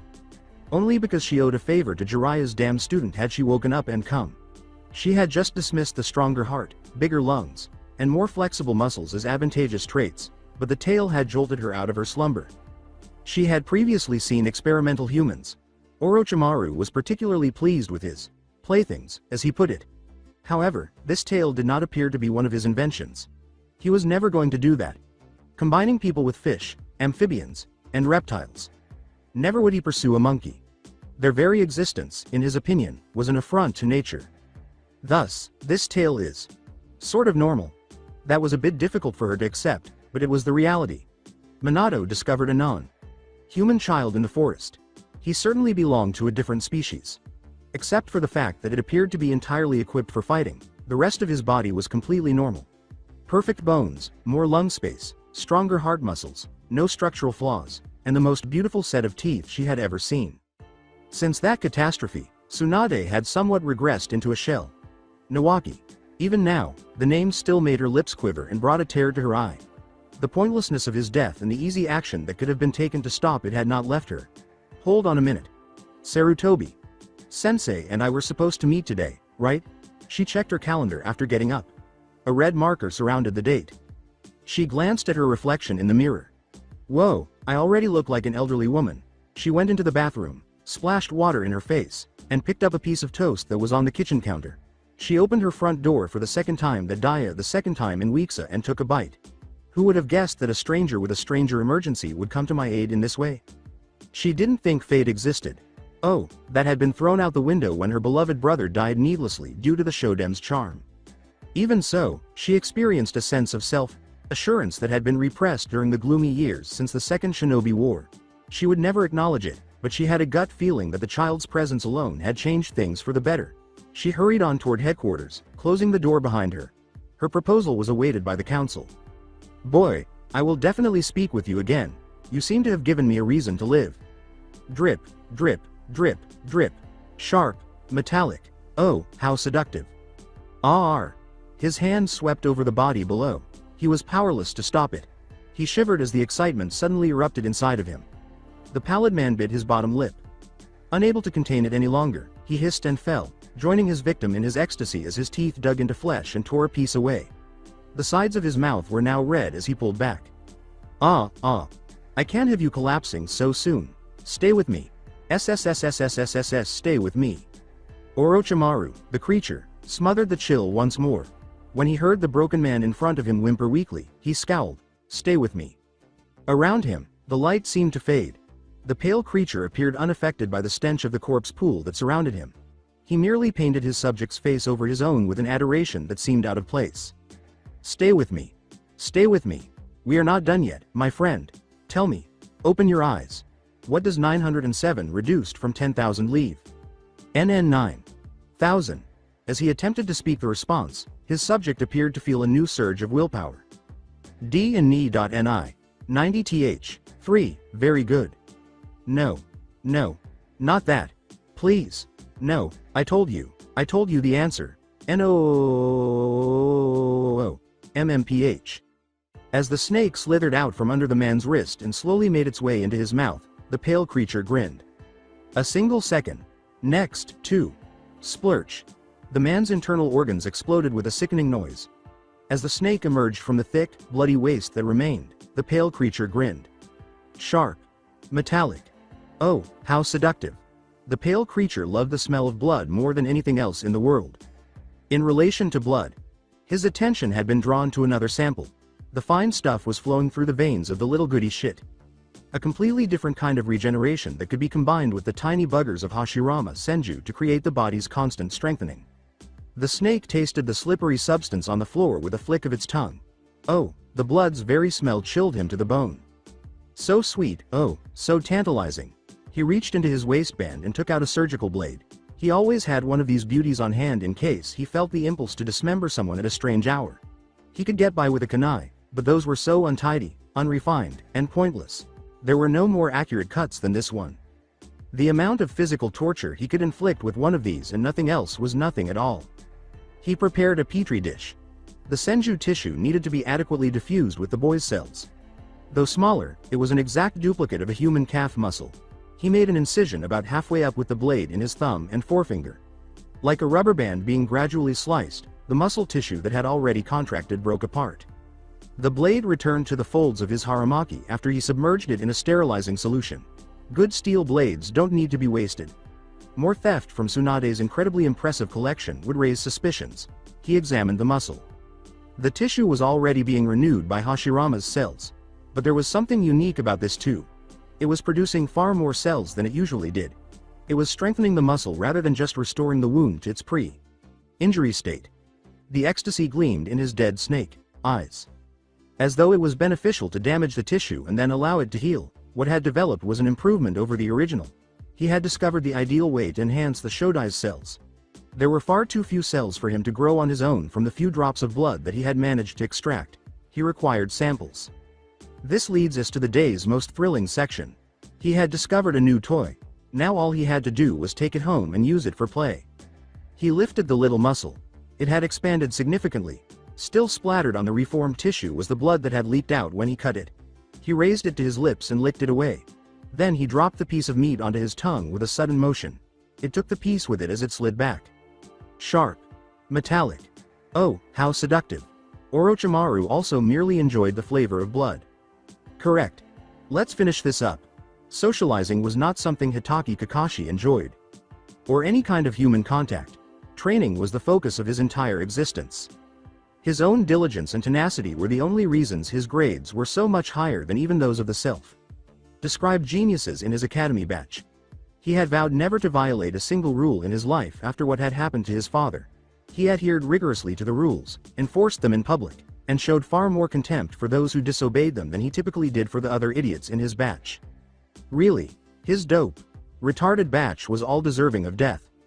He carried his only cherished possession in his hand as he made his way down the road to the training grounds. The first copy of Jiraiya Sama's debut novel, Icha Icha Paradaisu.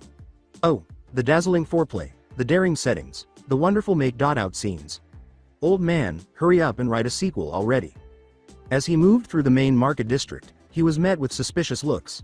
He received conflicting treatment because he was the son of the notorious White Fang. There were still some who acknowledged his father's efforts with genuine smiles. The majority avoided him, whispering to themselves about treason and treachery. He was no longer concerned. He had made the decision to lead a straight and narrow life, and he was going to follow through on it.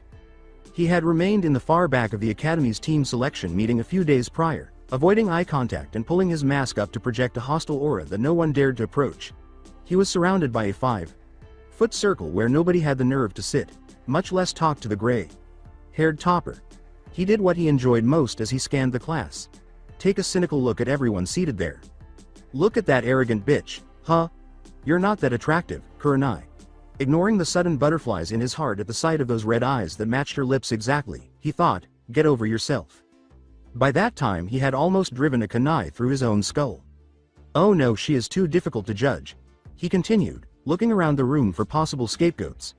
And grabbed hold of the most spectacular display of all. Asuma gets fucked by Sarutobi. You don't get a free pass with the women just because your father is the village chief executive. You and your specially made, retarded blades. Who but the son of the Hokage would be so pampered as to receive personalized blades? I give you my cap for being useless. Let's move on. His favorite victim, he said. Guy Maeda. Oh. The tough guy believes he can change without undergoing chakra molding. Huh? Bozo. Newsflash. The girls aren't pretty and the grass isn't green on your side of the fence. He was very proud of himself. He had given 3 idiots who deserved it what he believed to be a severe burn. Someone was staring at him, he noticed. God, oh God. When he realized who it was, he struggled with his gag reflex. Dude. Guy is staring at me. Why? Oh, the humiliation. Kami. Sama. His mental tirade was interrupted by the sensei's voice, and Team 7 will contain Hitaki Kakashi. Kakashi raised his head. He was somewhat curious to see which 2 idiots he would have to cover for in the missions they were compelled to go on together, even though he didn't really care. Nohara Rin. Alright. Actually, that's not half bad. Rin was one of only 2 people who didn't give him a look that said, go die already. On the contrary. It was nearly as if joy? At the time, he was also feeling the same way about her.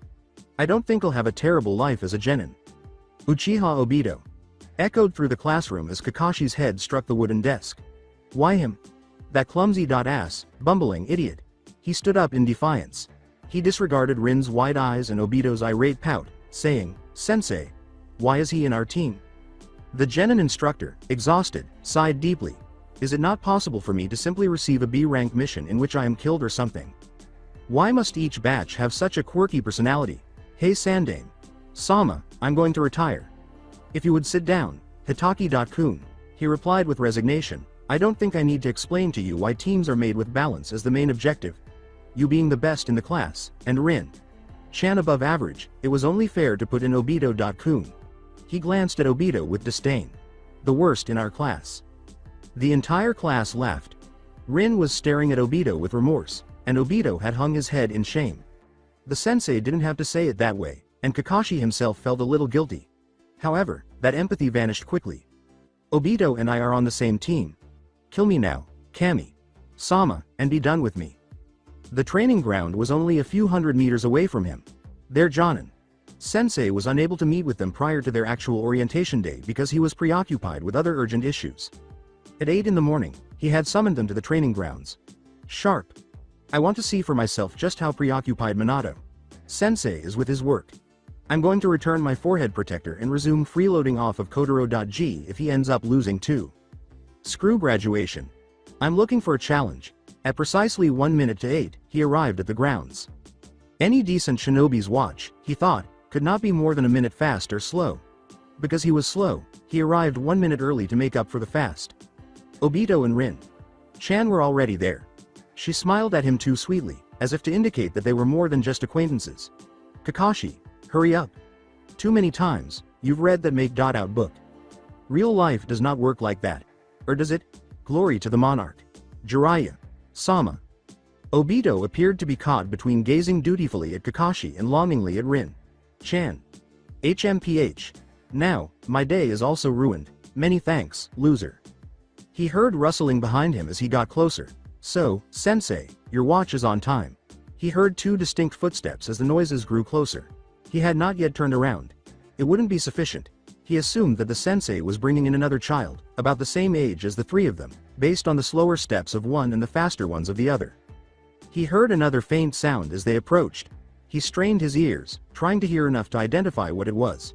He heard a rattle and a gentle chime. Ring bells. Well, come. 2 of them. He specifically got 2, And that's the only reason I can think of. When he opened his eyes, he saw Obito's foolish smile. His lips curled into a tiny smile. But no one could see it. The mask? Have you forgotten who Kakashi is? So, Obito.kun. I suppose it's good. Bye. That's it for today. I hope you guys enjoyed this great story. See you in the next one.